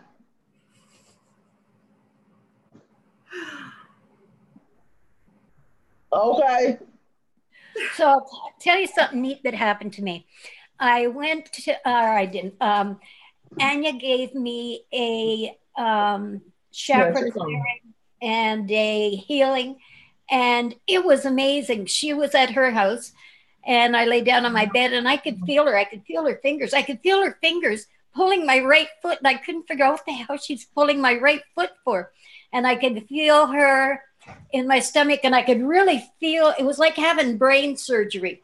I could feel in my crown chakra. But what she said she was doing was cutting cords that were attached on the top and on the bottom. And that's what I could feel. I could feel her fingers on my, I sat up for 1 second. I'm in my room by myself. I sat up to see if I could see her, but I couldn't. It was really neat anyway. And I feel fantastic. I'm sorry, my mind was on the bathroom.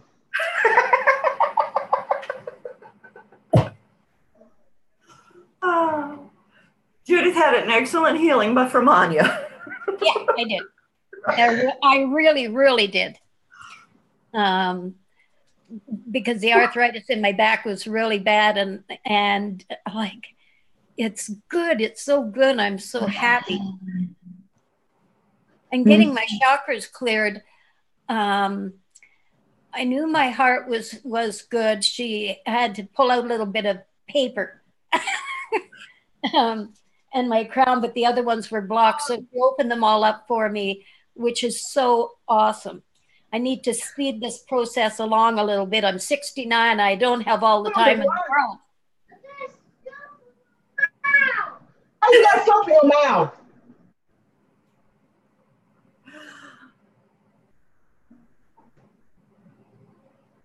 How you get soap in your mouth?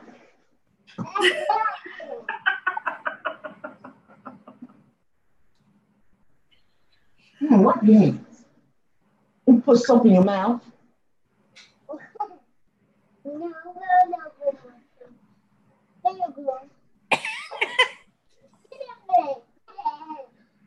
Oh my goodness.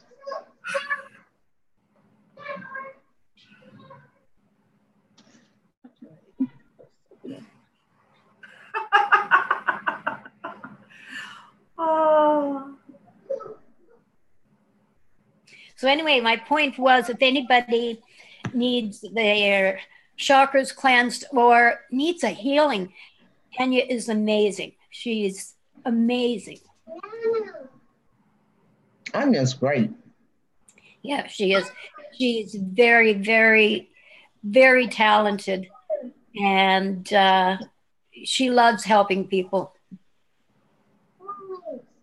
I like her herb blessing. Her blessing. What you want me to hold it for? No, you don't need to get in my lap.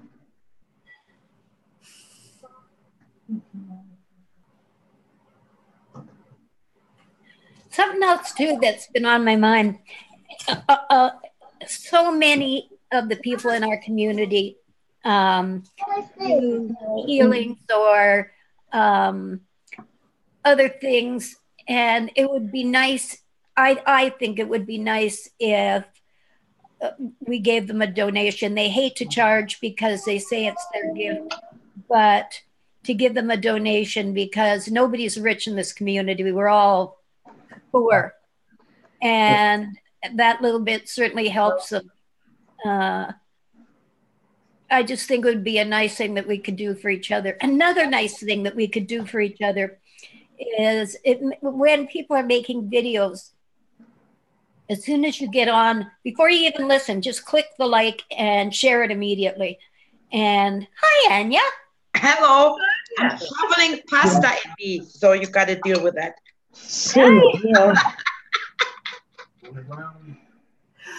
If you start acting up. Honey down there? I was just saying hi to the baby.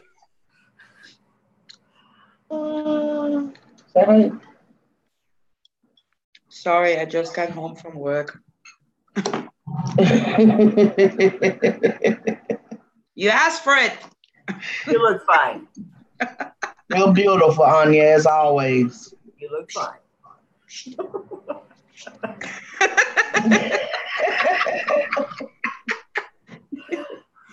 Hey, sweetie pie. He looked a little grumpy there for a minute. I can do that too.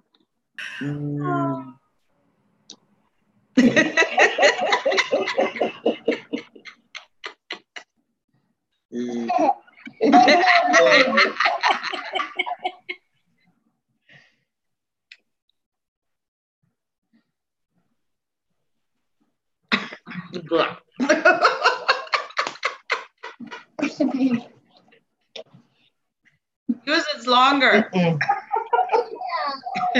Go down. Oh, come on. Go down. Go down. Don't talk. Cool down. Cool down. Don't talk. Don't talk. I'm not saying nothing. How come I can't talk if I'm not saying nothing?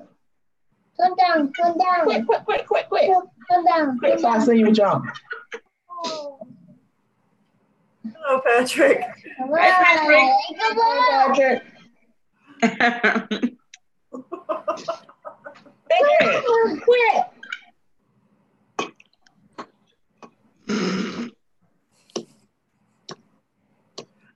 Hey, you guys, I have to dash. I'm on dinner patrol. Okay. So now I had trouble getting in. I wonder if I can get out. Oh, I got you, Judith. I got you, sweetheart. Thank you, Judith, for explaining that, but I didn't do a brain surgery. That sounded like... But I could feel like pulling. It was amazing. Anyway, you were amazing. I just wanted everyone to know. I love you guys. Love you too, Judith. Love you too, Judith. And I love all the people that are watching. We are the most wonderful family. That is true. Support each other and love each other, and this is the most wonderful place to come. What are you doing? Just stop it up. Look, you're not you spitting. Man, you're crazy. Come back. Get out. Get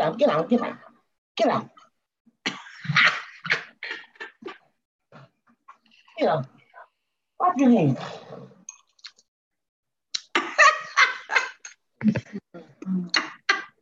You big head.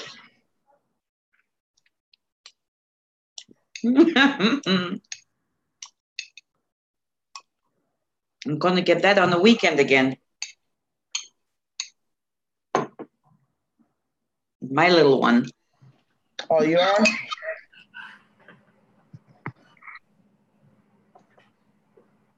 But yours is not as small as mine.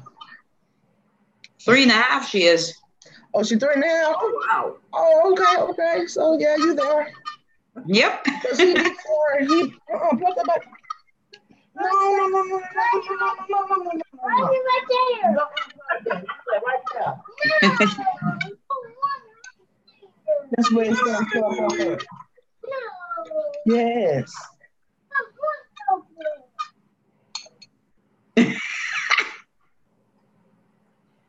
The good thing you have that video for proof forever, and you can show it on his wedding.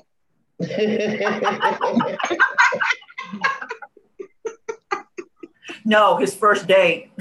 Yeah, first date. Come here, darling. I got something to show. Stop. I'm going to call you uncle. Oh, you don't want the uncle. Uh-oh.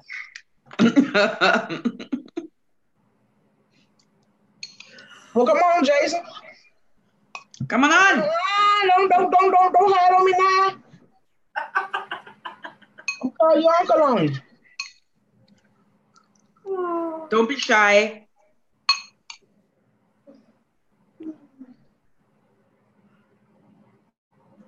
Hello? Yeah, now.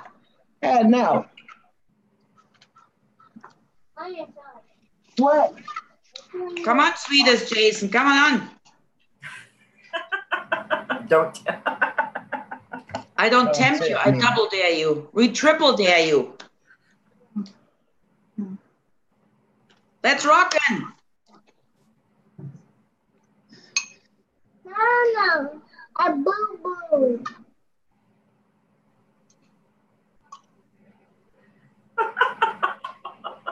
Boy, don't scare me.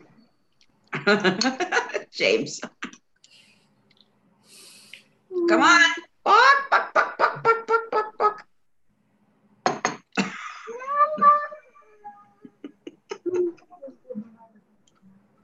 Come on, good looking. I'm a duck. Yeah, he ain't coming. There's too many women.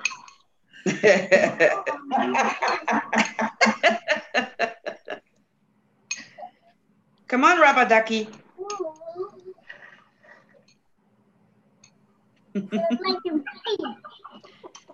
Come, sweet Jason. Come on. Come to mommy. Shut up, Mom. Come to mama. Dog. Shut up, dog. I don't get that body, dude. What you got there? Red balls. Max. I will be, but PG, I'm naked again. Well, then put a leaf on or something and come on. You're just up here, it doesn't matter. Just make sure you stay on your chair. Chicken Little.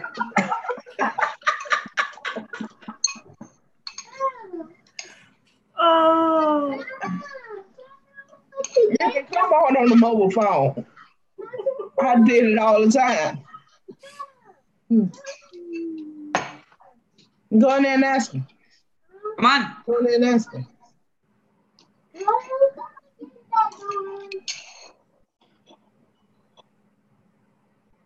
Go ask me.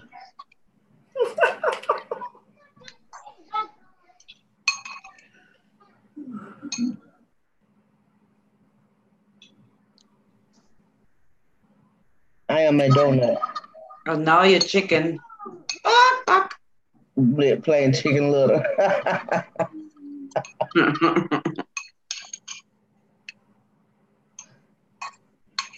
I'm stuffing pasta in my face for crying out loud. Now, don't behave like that. Don't be like that. Come on.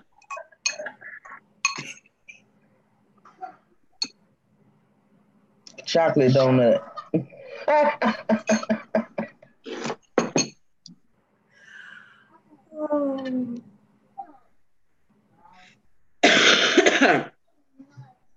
Catch me if you can.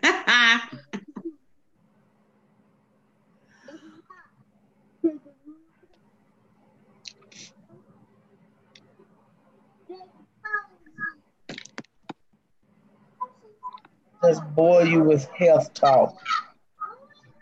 Now, that's an excuse. That's the only way I've always gone on Scary Boy.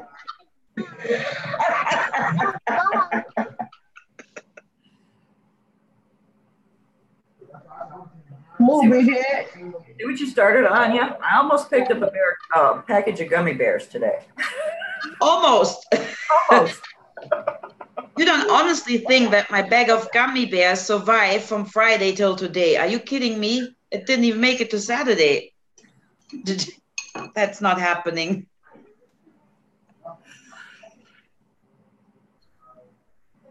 So Max would give me a speech about eating a bag of gummy bears. That's fine. You can do that naked too. I still eat gummy bears.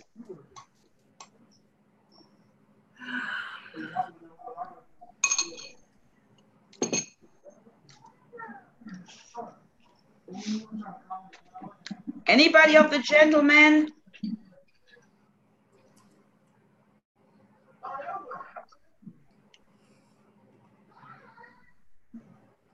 No one.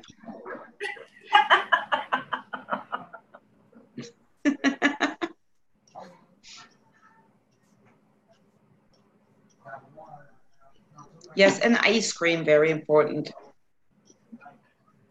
I don't have any of that. You got Zoom, Max?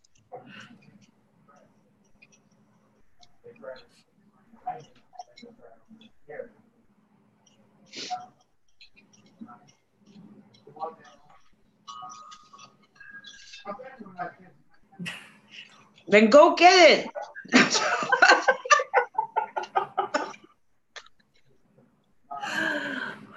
Download it. Takes 1 minute if.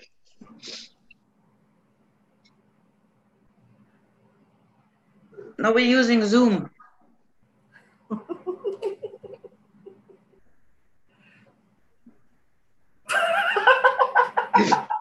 You're welcome, James. You're very welcome. Anytime.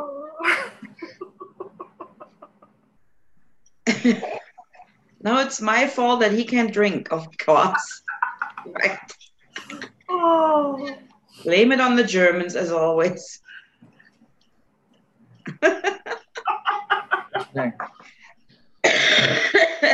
So we gotta get ready for your show tomorrow, huh, Anya? Tomorrow, yeah. And it's also Luknazat tomorrow. The night to it. So it's another heathen holiday. So I might talk about that too. Mm-hmm. And some herbs. I don't want to get too much into my Inquisition anymore because I'm just going to have a shit every time. So I'll just stop. And I made my point. What time is it going to start? 7 p.m. Edmonton time. So don't ask me Mountain, Central, East. Just Google Edmonton.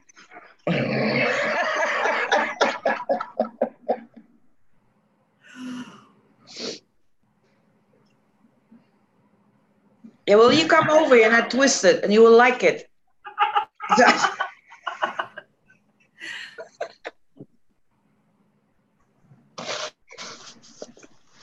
Anya,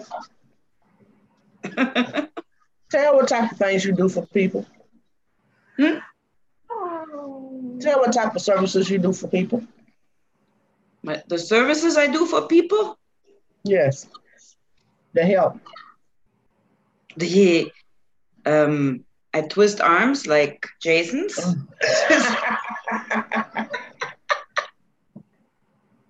Yeah, I bet you would.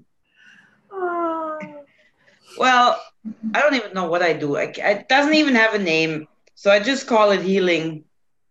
I just dive into the energy of people and I clear chakras. If they have old wounds, I remove whatever it is. Old pain, old clutter, old memories. And I mean, if you open a chakra, it's mostly combined with the healing because a chakra is closed for a reason, right? So, yeah, even if people have fragments of their soul missing, which happens too, due to traumatic experience, which most people don't realize. Sometimes entities attached, not entities in form of freaking exorcism, but the power of the witch compels you. No, no, but like, you know, we have all our dark days, and that's when the shadows get to us, not our shadow, but the others. So I remove them. Yeah, it depends on every person. Every person has a different experience, and I actually see and feel what the person is seeing and feeling. So it gets very personal, I have to say, but I never speak about it, right? If the person decides to talk about it later, that's fine. In public, I mean, but I don't talk about it because it's very personal what I see. And it's like, I can't explain, they really feel me there, like Judith that said.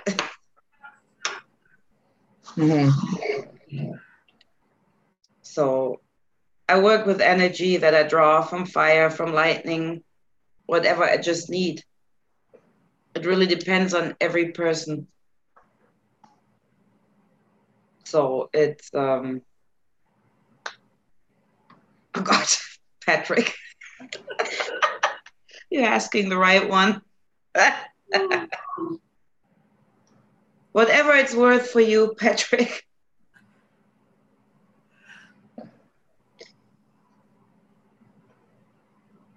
Yeah, I know, James. And I have no shame to get the whip out either, yeah? Yeah, I do it.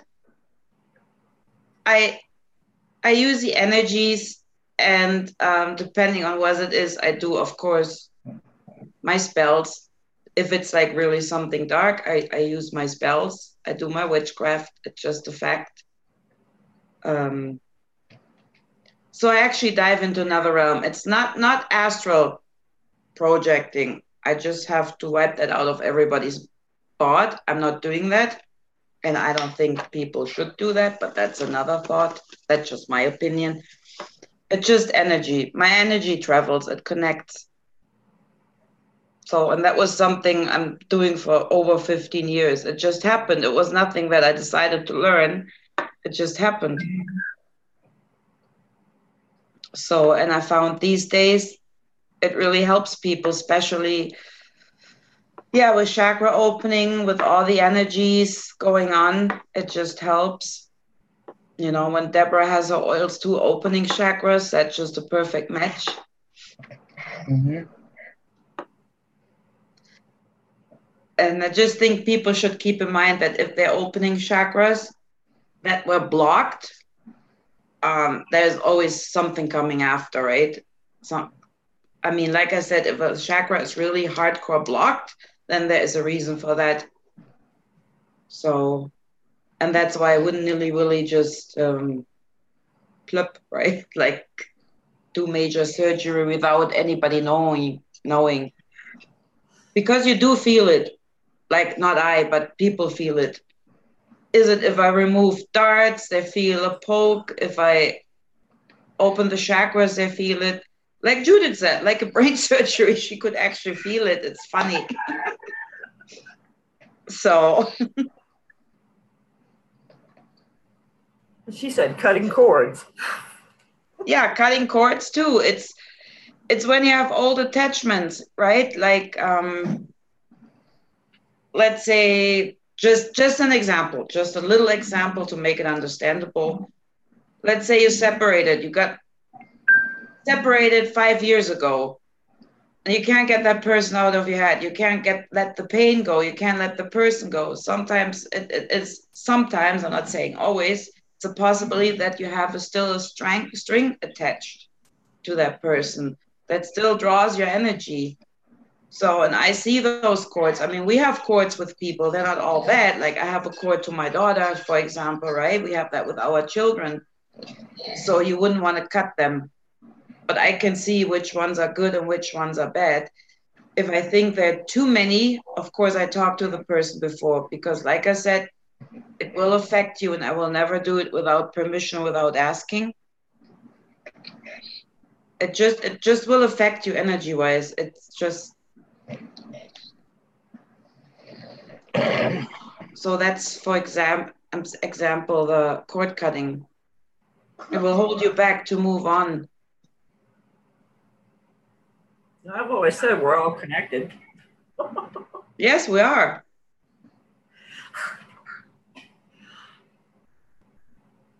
We totally are. So, yeah, but I'm always very careful when I do that, right? I just don't walk in and yeah, just pop a chakra open and see ya, you know. It's always like, what I need the person to be is to be relaxed at that moment. I don't have to be there. It doesn't matter where you are on that planet. I really dive into the energy. And I know that sounds totally insane. And dear doctors out there, no, I'm totally cool. I don't need the jacket that you tie in the back. And yeah, then I do my thing, whatever it is, old wounds, chakras, negative energies.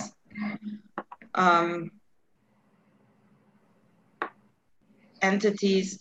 What I noticed is also, how can I explain that?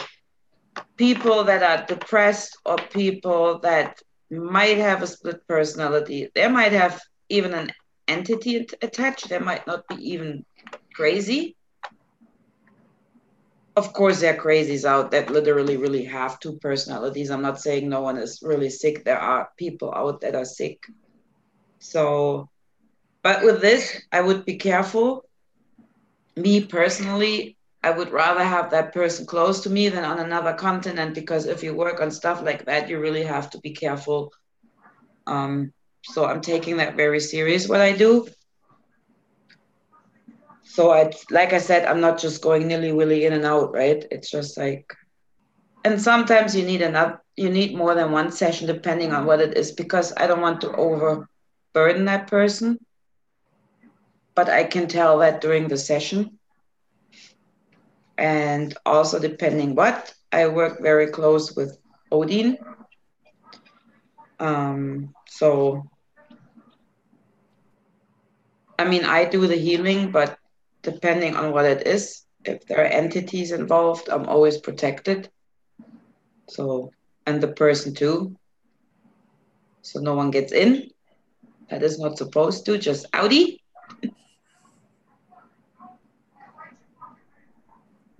So, yeah, I don't know. Is there any question? I don't know really how to explain that. It's hard to explain. I think you're doing a good job. Thank you. I just like notice it helps people a lot these days, and that makes me feel good. Not about myself, I mean for the people. No, because, like I say, we got everything we need in this community. And, we just got to remember that. Sorry, that was my daughter calling. Yeah, you were speaking of the daughter. Speaking of the daughter. Yes. No explanation needed, sis. But yeah, it's hard to explain. It's really, I can't really explain what I see. And I just do whatever comes up by instinct. I mean, like I see the energy, I see what's wrong, and then I just get going. It's not that I know before what's going to happen. Because everybody is different. And I had people not telling me the whole truth, and then I was like, nice try. Yeah. And it was like, well, how would you know? I'm like, well, duh, I told you I see everything, right? I'm not kidding, I'm not lying. So I don't know if they were kind of testing me or, I mean, I don't care, they can test me, but.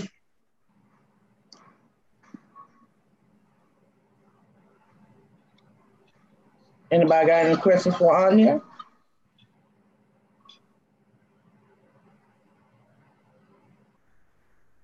Of course, I worry about everyone, not just anyone, just everyone.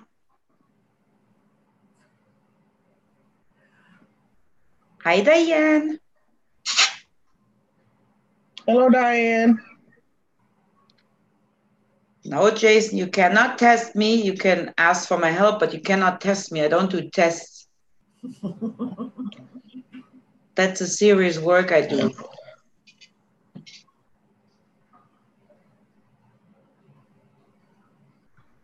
So.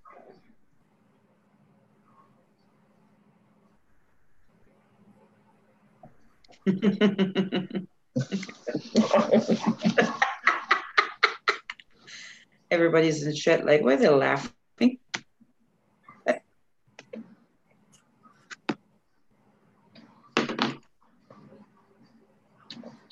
Robin, are you going to start doing active readings for people? What? Right now? Well, not right now, but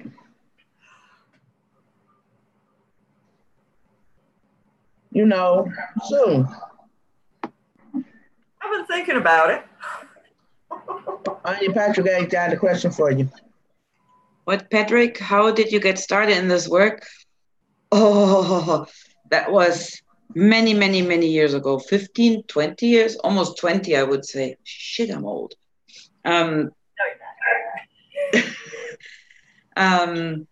I started doing meditation, right? And in my meditation, I saw really very, very vivid pictures where I started working on myself.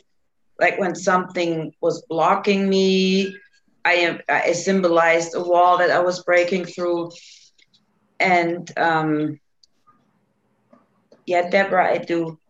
And then a friend of mine asked me if we can do a meditation. He doesn't know how to meditate. And I'm like, dude, I don't know, right? I'm like, just lay down on the couch. I put on some music, candles. And I told him the typical blah, you relax, da, da, da. And then I saw the entry of a cave for me, which I do sometimes. I just closed my eyes too. I'm not saying anything. I'm just like having him relax. And then he said, oh, I see a cave. Should I go in there? And I thought, oh, coincidence, right? Kind of people see the same entry. I'm like, yeah, cool, go in. Oh, Judith. And I was going in too, even I didn't plan on going in there. I'm like, okay, this is weird. And then I saw in this cave boxes, old boxes. I'm like, huh? And then he said, I'm seeing old boxes. I'm like, okay, I'm getting creeped out now here. So in doing that, I'm not telling more because it's private, even years later. But through that whole meditation, I saw exactly the same thing he saw. And at the end, I got a message for him. So, and that's how it started. And I just extended it. I'm doing it on a different level now. But that was like the beginning of it. And I learned my lesson too. Like I totally thought, oh my, this is so cool that I can do that and help. But I never grounded. And I never released shit. And at one point I was like going gaga. I was having feelings all of a sudden that weren't mine so I learned the hard lesson to ground, protect, and release because I thought I'm going like, so, but then I realized that was it. So yeah, and that's how it started. And then, yeah, it just extended it. So first I only thought I can only do it with the person with me and talking the person through. Like your head is relaxed and blah, right? The whole thing. But I don't do that anymore. So, and that's why Judith asked me, right, Judith? She asked me if I want to do that live. I mean, first of all, I don't want to do it live. I need to concentrate. And second thing, I'm not doing anything. I'm not talking. I'm just concentrating. So no one wants to see me there with my eyes closed for half an hour.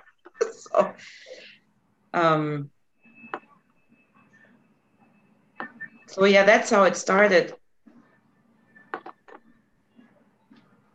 Okay. Miss Deborah had a question.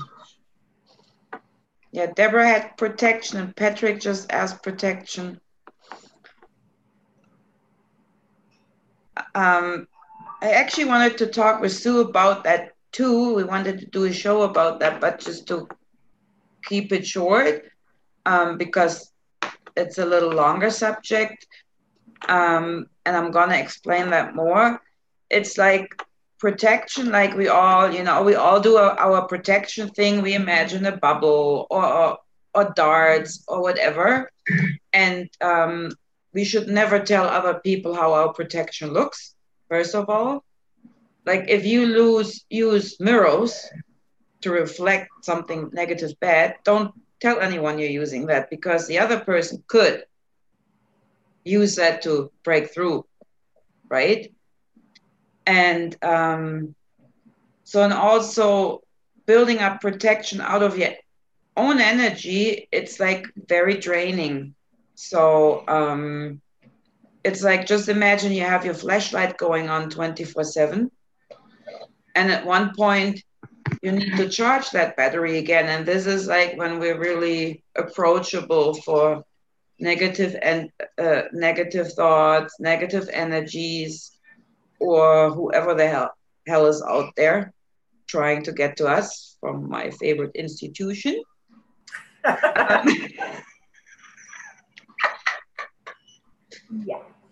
Yeah. So, like really try to connect with ancestors. I'm not talking your dead aunt or whatever. I'm talking like your old, really ancestors, your spirit guides that you have, that you feel driven through to, spirit animals, So let them work for you, let them protect you, and people try to get in my barrier and I didn't even know they were that strong. So Sue did once a little energy work for me. She was like, well, it would have been nice if you would have like called them off. And I was like, oops, I forgot you're coming, right? So, and yeah, that I find is important to see, that you get your protection from other sources. Okay, makes sense, Deborah? Yeah, okay. yeah, I mean, that's what they're there for, right? Your spirit guides, your spirit animals, ancestors, we all have a connection. So let them help you. It's, you know, you don't have to be strong. I thought too, I'm stronger. I'm fine. I'm cool. Right. Until I was crawling on my gums at one point, like, okay, I can't do that by myself. It's just a time when you really need to recharge. Like when your flashlight is out. Another example, like let's say you shine your light, you show your energy and attracts all the moths, right? That I would say the darkies, how I call them, or negative energies. And then your flashlight goes off and then boom, they're still there and can get in. That was weird explained, but I hope you know what I mean.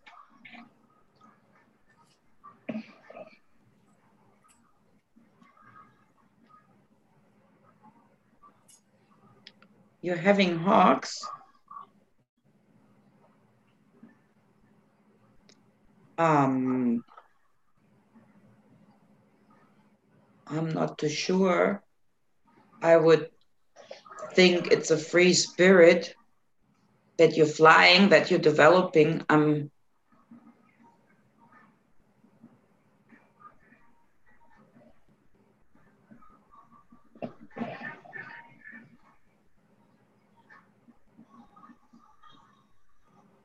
That's what happens to you.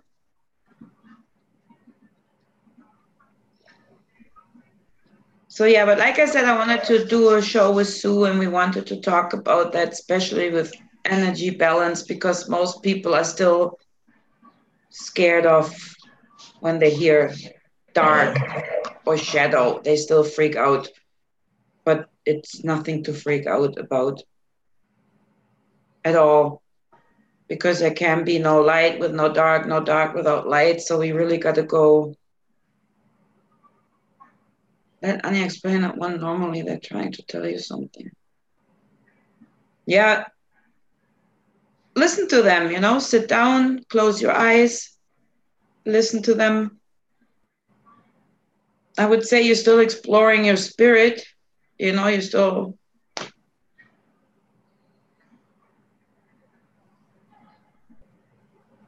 I mean, you can look it up what the animals mean to have a direction, but I would say even though, you know, the rules, you still get your own personal message. Don't be so anxious either. Yeah. You get over anxious because I do that. And sometimes hawks will, or even like eagles, it's what is it trying to show you through its eyes? What is it trying to show you? Mm-hmm. Yeah, like, patient. Sometimes patience. You know, sometimes it don't work as fast as you want it to. Sometimes it takes patience because, yeah, I can be impatient and want to know right now. I need to know right now. And sometimes it's just, it needs to take time to marinate and evolve to show you what it needs to show you. It takes time sometimes. If that makes sense. I'm the patient example.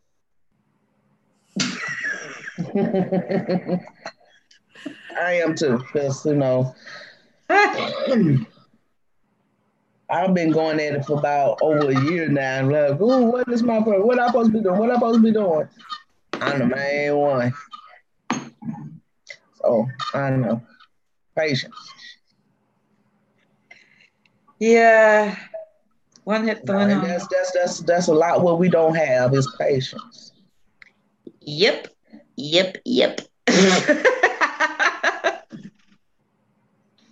That's easier said than done. My mother always says patience is a virtue. I said, what patience? What virtue? What virtue? What you say?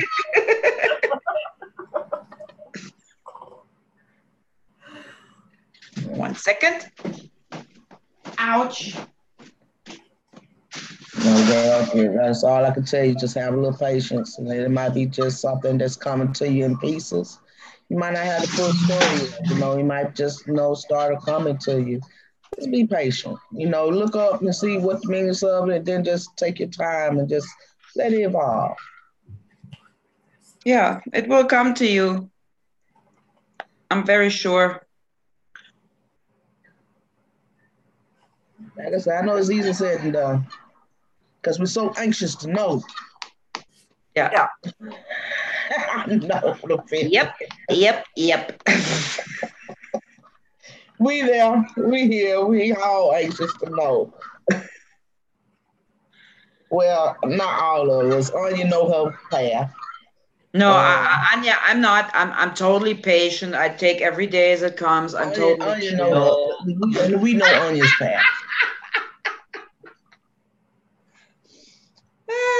We know Debra's path. Anya's the herbalist, the healer, and the Deborah, she's the alchemist and healer. So, we know they paths. We're trying to find ours. So, yeah. Oh, I got patience for everyone else, right? But not for Ike here. It's about like this. Yes. Yeah.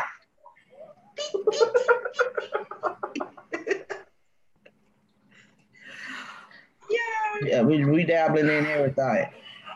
I know I'm a humanitarian, okay? So, but still, how's that gonna help the world?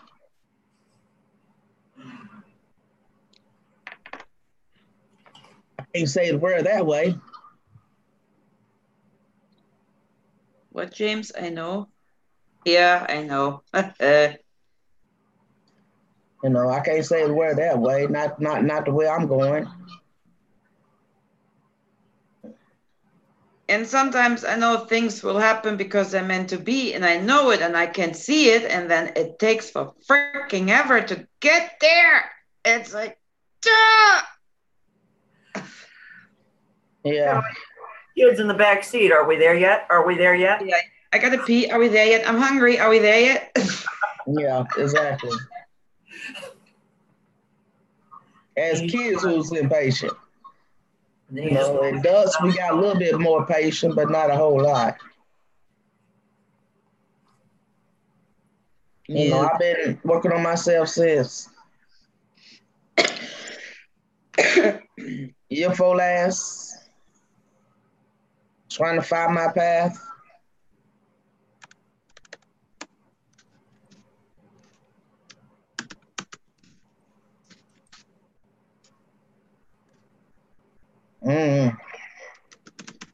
Have I gotten there yet? I don't know, but I'm doing a lot more different things. Well, wear different hats. Next time. Wasn't I?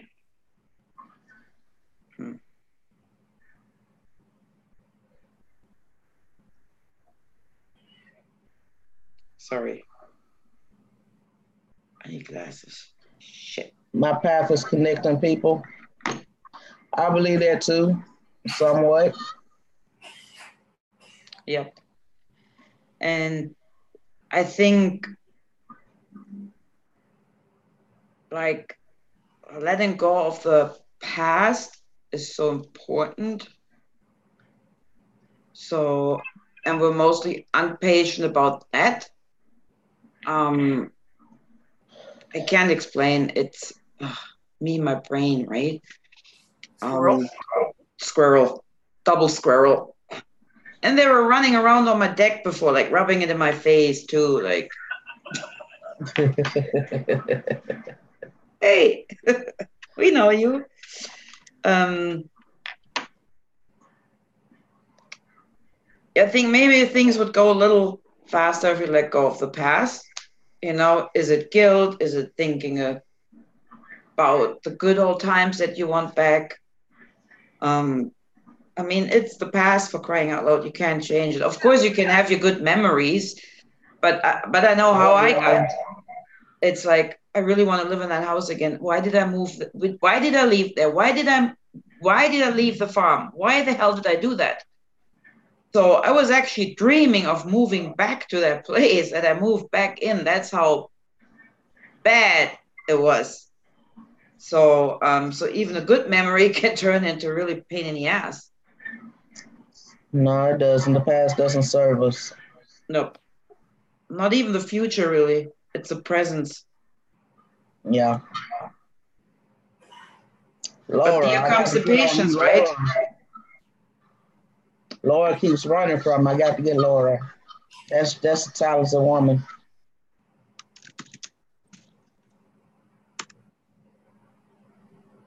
She's also gifted. Who is gifted? Laura, but she's hiding in the shadows. She did an awesome. She's the first one I've ever seen, and I'm going to showcase it. She did an awesome painting for me. Oh yeah, Laura draws, right?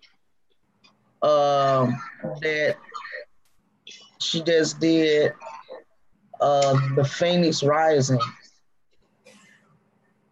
Ooh. I thought it was cool. She said that's what she got from me. I'm like, this is what you put on me, the Phoenix Rising? That's kind of powerful.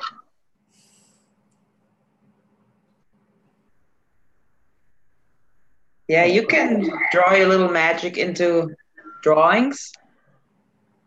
Oh, I know. Because I'm kind of like that too. I like writing, because when I write stuff, I feel like I'm putting my spell on it. So, Yeah. you know, I kind of like, I'm on that. I do that too. I don't know why, it's just in me to write. And it's like I'm putting my spell on as I say it and write it. Yeah, you do it by instinct. That's what you do, by instinct. Mm-hmm.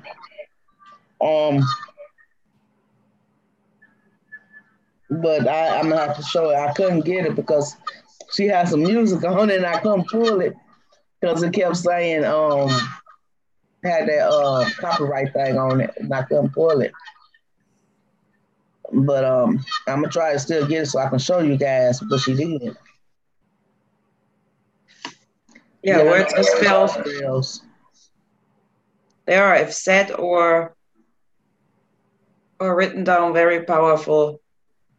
That's why if I write down my spells, I write them in dragon blood. Because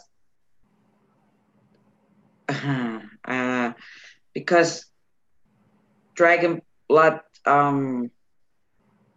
makes it a little stronger. So you want to be careful what you write down with it. But words are spell, and I use them too in rituals or in magic word that I do. Even during, I write down little things. You know, sometimes when I want to, you know, get something away or get something off of me, I would write it down and then I would burn it. Yeah. To try to cast it off of me, you know. Yeah, that's correct. Yeah, that's what I do too. Yeah. And it helps. You just got to put your energy in all that writing, but you do that. I'm scared of a murder of crows. You're so heavily quiet. What? Murder of crows? Introduce him to me.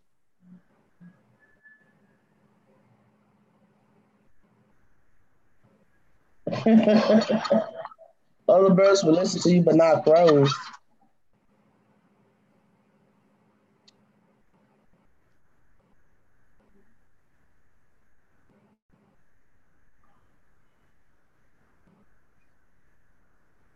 Crows are very smart. They have their own little thing going.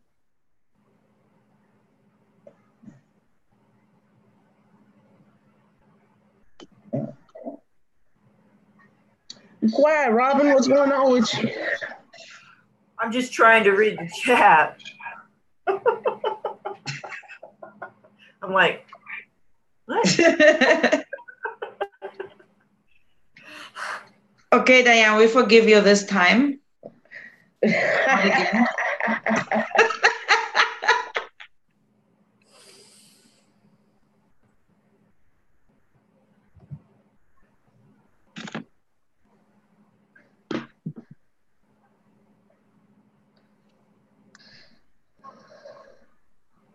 You're welcome, Diane. I know. Well deserved. Well received. Oh, there they are, right in front of my face. That might help. You be like me now, because somebody put in the chat and be like, put your glasses on.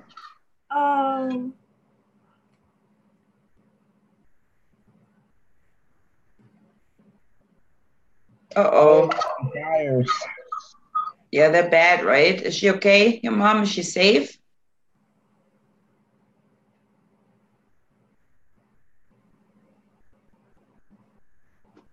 Of course, Patrick, you can. Yeah.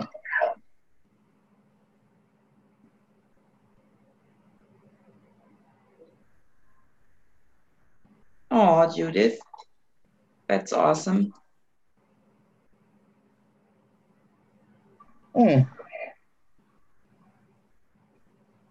That was so cool when I was in Glastonbury and I went up to the tower, to the tour. There were like literally two crows left and right, and they didn't move when I walked by them. They were just looking at me, and I was like a little creeped. I'm like, hello. Like, it was really cool.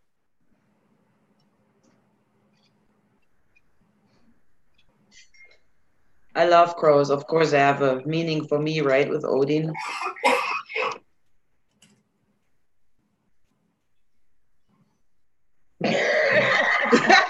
Max.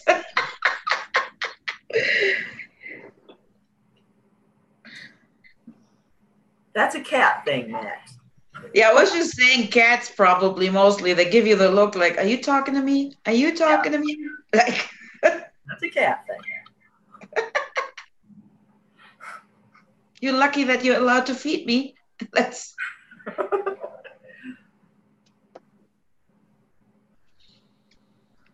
Okay, that's good, Diane. So your mom is safe.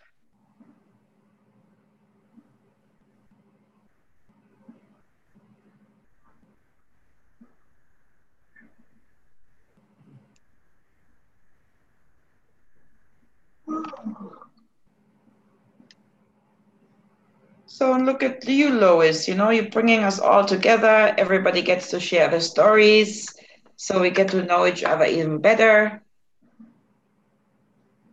That's like a wonderful thing. This is something that I love doing. This is what I miss doing, is everybody coming together.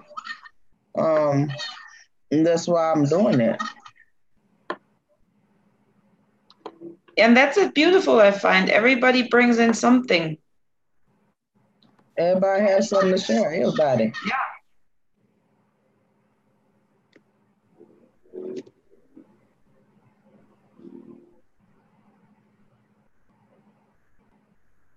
And did I turn that thing on by mistake? Hold on. About your what? I was trying to see that I turned that thing on by mistake. I hear something. We still see you. Yeah.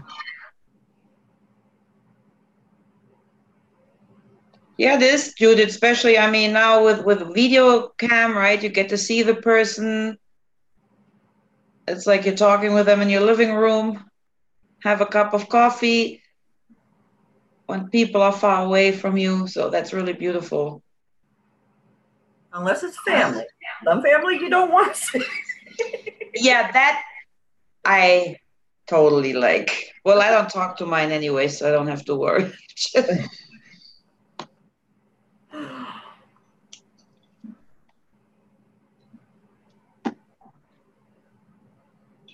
Of course it is.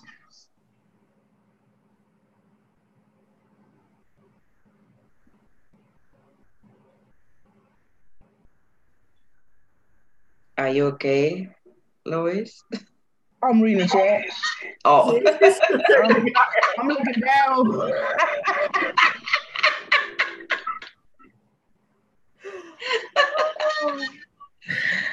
You're just staring in the off like.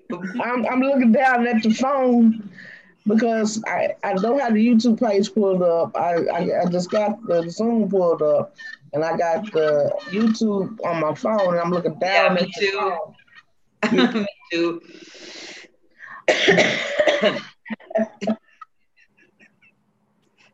But you kind of seem zoomed. Oh well, I was just looking. I guess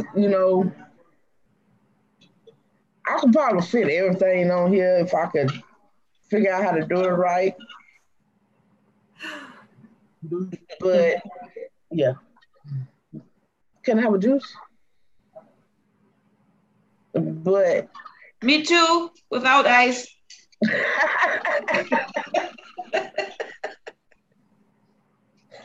I had to experiment when I'm not on live.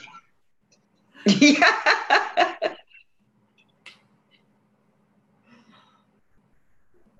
Not Right, Patrick? And men always say women don't listen. We even read the chat. How you like that, huh? Patrick. Yes. I remember you saying you had that little chatling, the chatling box where you could talk to spirits, right? Our spirit box? Yeah.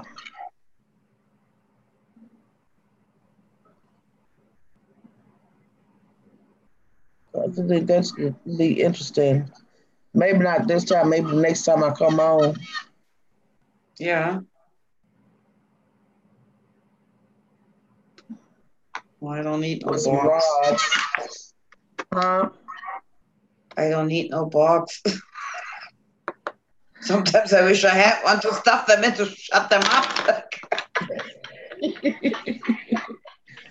But for us, you and probably like my daughter, a mini portal. It's a mini portal. Holy mother. Maybe you can come on.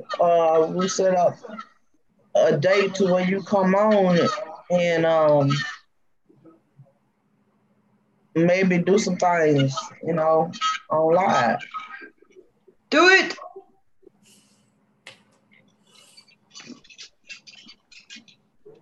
Showcasing. Where did Jason go? Is he hiding now?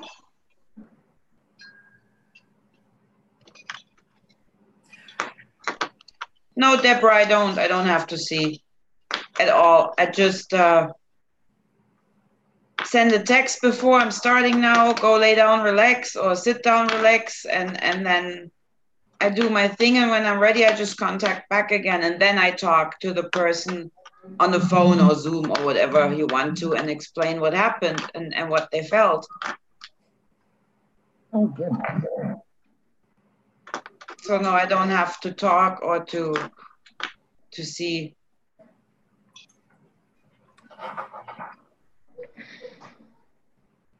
Oh, Max, interesting, yeah. I've only heard about spirit boxes, but I don't really know what it is.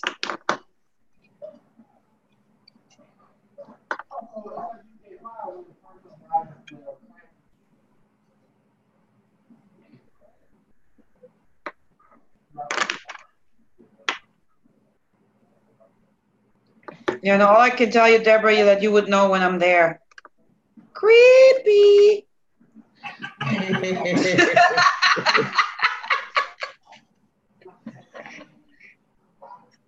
I should try that with Tom Hardy. Maybe, for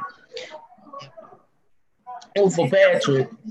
That'd be for the people who can't, who can't do that. Anya. And for people like my daughter and you.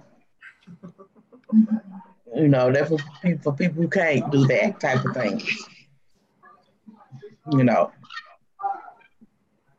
just know that from a few YouTube friends, they're like ghost hunters or they go to haunted places, like really, literally. No, I wouldn't go looking for things. Sorry. But they have spirit boxes, some of them, right? So yeah, I'm not but looking for them either. I'm looking for nothing. Oh, I do, Max. I tell them to get lost. Well, I sent them away. I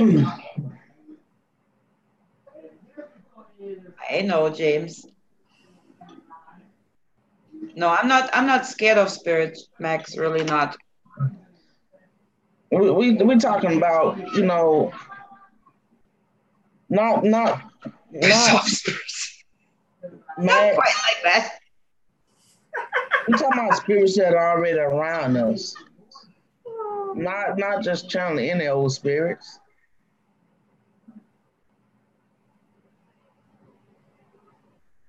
Yeah, sometimes I'm more like, not now, F off, like not a good time, especially when I'm in public.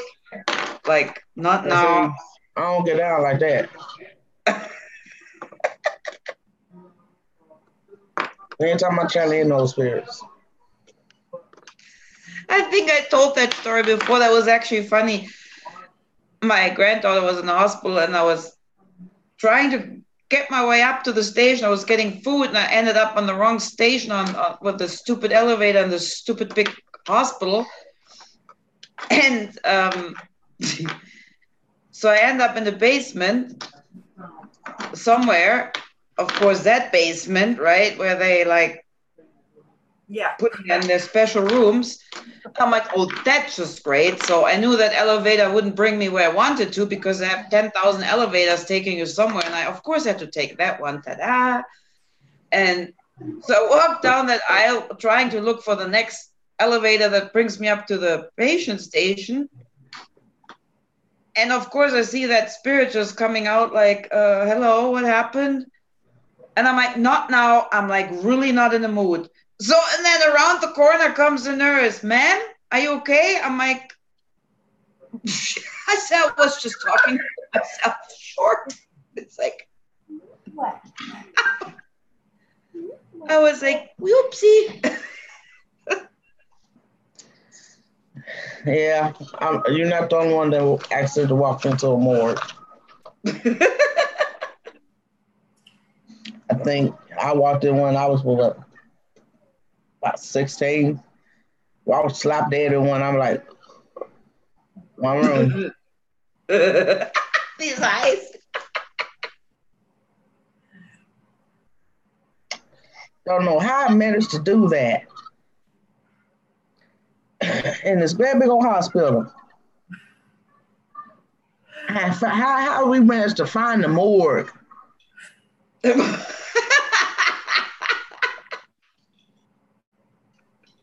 Of all places in the hospital. Oh, because I'm a moron, I got lost. Yeah, but the morgue. I took the wrong elevator, okay? Oh. It was so big. I'm walking through the door and I see a slab of bodies. I'm like, no, wrong.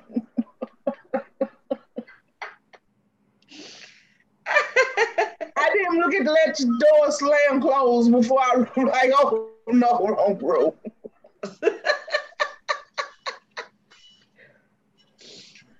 You know, I'm like, do they not have? I don't remember do not enter, or I don't remember seeing a do not enter or morgue or anything wrote on the door.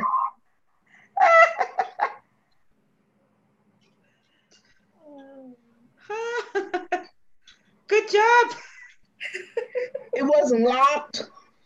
They supposed to keep that room locked, don't they? It wasn't locked or nothing. Just walked right on in there. I'm like, really?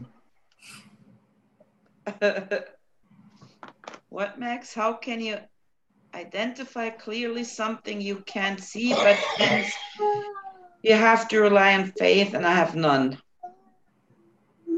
No faith? Why not? No, but Max, you know, it's spirits everywhere, baby. I know you saying, you know, don't challenge spirits, but spirits everywhere you go. Who? Tanya. Who where? She tell you bye.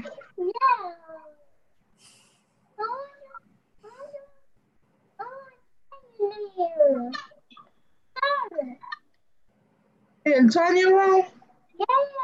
You know you can't stay in Tanya room. You in Tanya, you don't get that.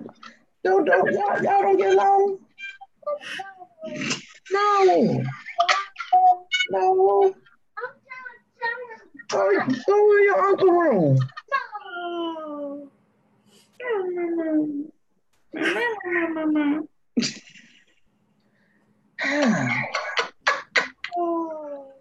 That's my baby girl, the 16-year-old. Him and her don't get along like that. Because, you know, she still feel like she the baby, okay?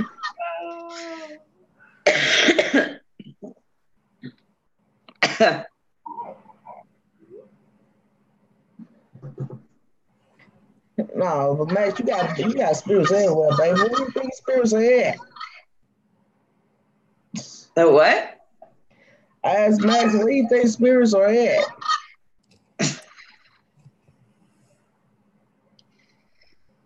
What the hell?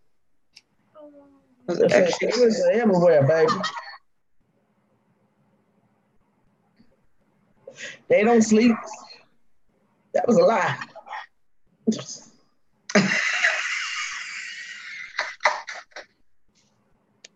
told you they sleep? I'm just saying. you know, not back in the days in the Bible, you know, it said the dead sleep until it was time to come back. They don't sleep. That was a lie. Ain't no sleepy. They ain't no sleep. That was a lie. They're more like, are you up? Are you up yet? Are you awake? Are you up? Hello? That was a lie. It's spirits everywhere. That was just a bone-faced lie. In your face. Yeah.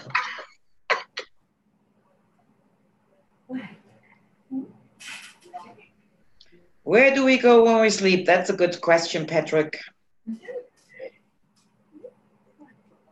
Well, you know, you probably sleep in the ground, rotting, decaying. Maybe with a dream of a dream.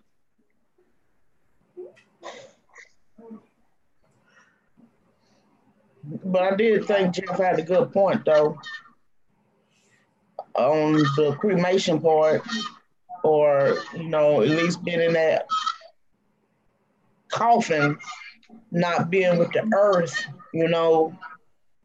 I think he made like a valid point on that situation. Got these big old cast iron coffins, and your body's not, you know, able to go back into the earth, you know, like it's supposed to. I think he made a real good, valid point on that. Oh, it's true. That's a thought I had too. They're catching us with that. That's why I'm not going to get in the coffin. They can burn me. This is what I want. Yeah. I think he made a real big valid point on that. And then blow me away. Literally. Yeah.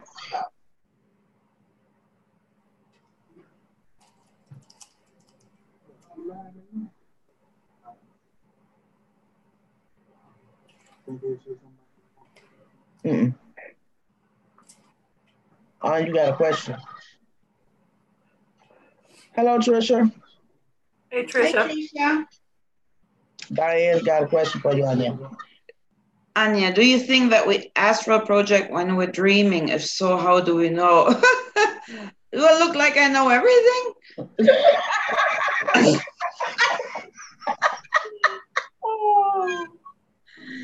I'm not the wise goddess.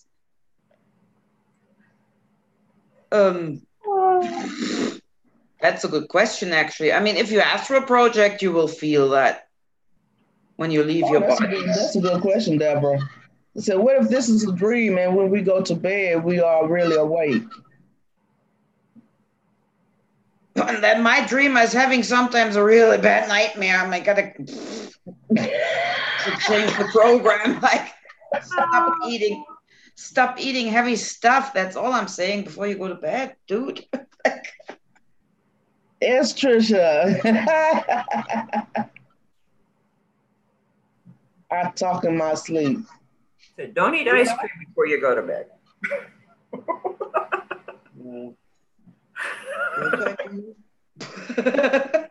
Ooh. Gummy bears?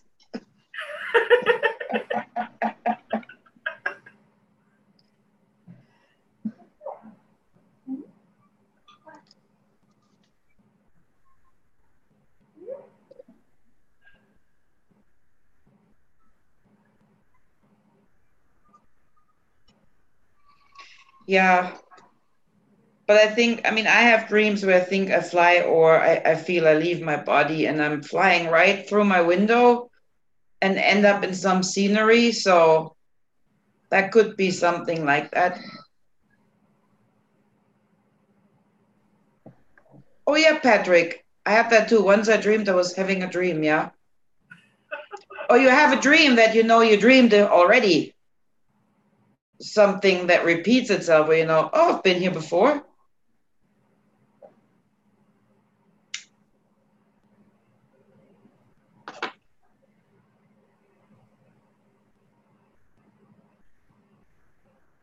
Yeah, dreams are interesting. Especially like if it's just a dream that you digest the day or whatever happened, or if it's a vivid dream. Like dreams are very, very interesting, I find. Like the most potent dream I ever had before is after my mama passed, and I dreamt that I was hugging her. That I dreamt about her and that I was hugging her, and it felt so real. It felt real, Or maybe you were holding, or maybe you were, entering the other realm. And I was saying goodbye, comfort.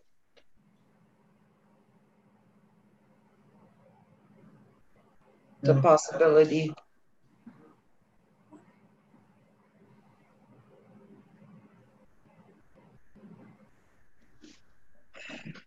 It's getting dark here. Light. From rain. Not too much light. I don't want to scare anybody off here. So.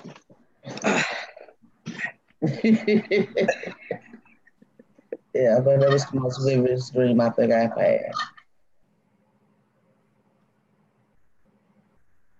I know I had dreams where I was at that place before and it felt so good. Like in my dream, I knew, I dreamed of that before. And this is beautiful.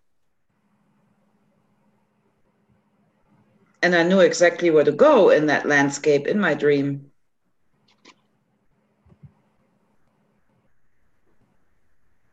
And I have to.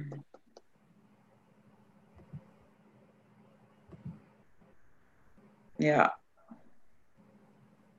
Sometimes not, yeah. No, Diane, and I wouldn't do that on purpose. I don't think we're there yet. I think that has a purpose that we're not even close. But that's my opinion. I think we're far away from doing Astral Project in the first place. To do it on purpose, like really to literally say, oh, I'm going to New Mexico now. Because you leave your body behind, everything can go in while you're out. Exactly. So I don't think that's why I've always heard if you leave your body too long, something else can take it over. Yeah. You leave your body wide open for something to hijack it. Yeah, and then you're like, oops. And the other one is like, say stop. It's like, na boo boo. So no, seriously, I don't think we should do that. I think there is a reason that we can do it, but we're not there yet. I think that's just a memory of our capability, what we can all do. I mean, we're so far away from what we can really do, and they make sure we're not getting there with everything. But we're still getting there, but I don't think we're there yet that we should use it. But that's just my personal opinion. Yeah. I just don't think it's right. We're not even able to protect ourselves yet from attacks and everything else. How can we protect our body when we leave it? True. You know what I mean? True. Yeah, Diane, I think it's dangerous. And I think not all of them really do it, to be honest. Not like professionals.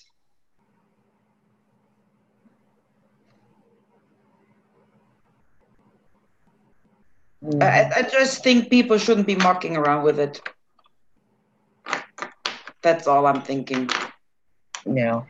I've always been taught that, that your body is something that's going to jump in it. From my mom, who was into that type of stuff and everything, she said, that's dangerous. You leave your body, something can take it. I mean, either it is meant for a purpose where we're not there yet and we don't know why, because no one knows why we do it or why we can do it. Maybe it's just a trick to get us out there.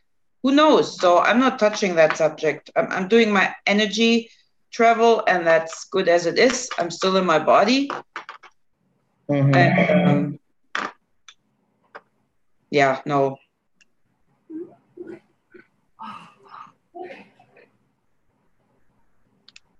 Oh, yeah, I know purposely, Diane, but I don't think, to be honest, people can do that purposely as well.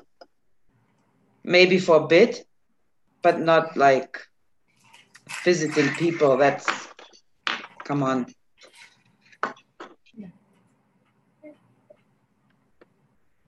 I think it's more energy travel what those people do. It's just my opinion. People shouldn't be mucking around with it. But, I mean, everybody has a right for their opinion if they think they want to test that out.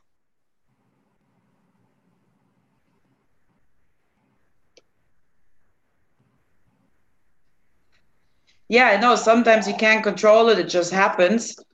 But then I just don't have a good feeling when it happens. I feel it, right? I feel it. But then I make sure it ends right there. Unless in my dreams, when I have that feeling, I fly out of the window and I'm in another realm.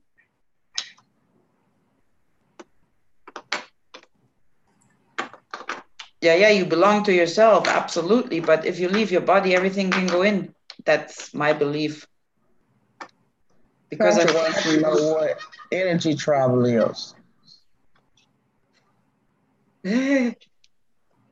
That's what I do. I can't explain that. For my instance, for me, say, if you having trouble or something, I say, well, Patrick, I'm gonna focus on sending you my energy, and I focus on sending my energy to you. It's going through.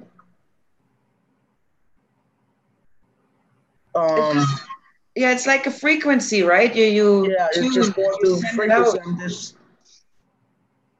I'm just projecting my energy to you through frequency, and I can feel my energy leave going to you, and you should be able to feel it and receive it. Yeah, it's like, just imagine, how can I explain that? Just to visualize it, just imagine, your energy going out, like you have many, many, many of yours from you before, like multiplying your energy, reaching out, like the frequency of a radio when they can show it on pictures, on images, it just like a cloud. I can't explain that. Like the ghost uses your radio to put his energy through to speak. sort of speak. Yeah, sort of, yeah. Kind of the same way that we use our energy to send through the frequency to you. The same as the spirits use the radio to send their energy through the frequency of the radio. Yeah, something like that, yeah. Yeah, that's how I call it, Patrick. I don't say it's written in the books, or that's just my way of explaining it. I mean, if you do astral projecting or just in a state of it, you will feel it. You really feel like you're being lifted out of your body, right? But when I do those energy travels, I'm still here in my living room, in my backyard, wherever I do it, I can still hear noises around me. I'm still here, but I'm still connected to the other person. I will not leave my safe place, my body, my temple. I will not leave it. Well, and you're grounded. Yeah. Oh, you are, Judith?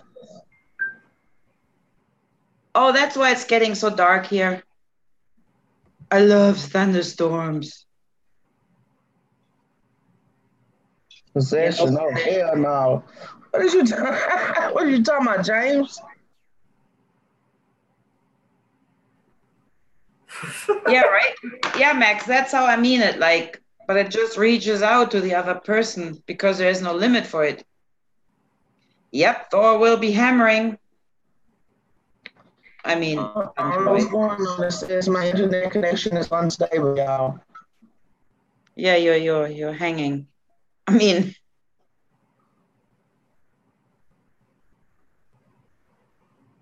but James, you also know that Thor has a big hammer, right? That he can whack you on the head with.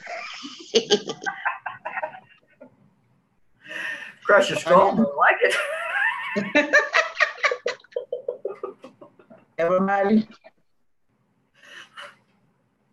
Everybody? Yeah. Anya, Robin? Yes, we can hear you. We're going to probably have to cut it short because something going on with the internet, y'all. Yo, wasn't me. Don't blame the German. It just popped up something going on with the internet, so I don't know why I'm running out of juice or what. So if it cut off, it's this because we might be having a thunderstorm too, because it's been kind of bad weather this way too. We've been getting a lot of rain this way too. Y'all there? It's kind of like y'all going in slow motion. Yeah, your voice is fine though, just your picture. Yeah. Yeah. So I guess before we just go all the way off, we'll just say good night. Right. So just say good night, everybody. Okay. Good night, everyone. Much love. This was fun. I hate to cut it short. Well, not cut it short. We've been on quite a while.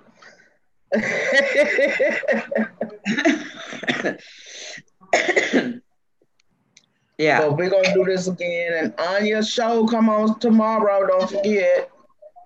Tomorrow. I love you. Tomorrow. All right, everybody. Thank you. Thank you, Robin. Good night, everyone. Much love. Good night. Talk to you later. Bye-bye. Bye-bye.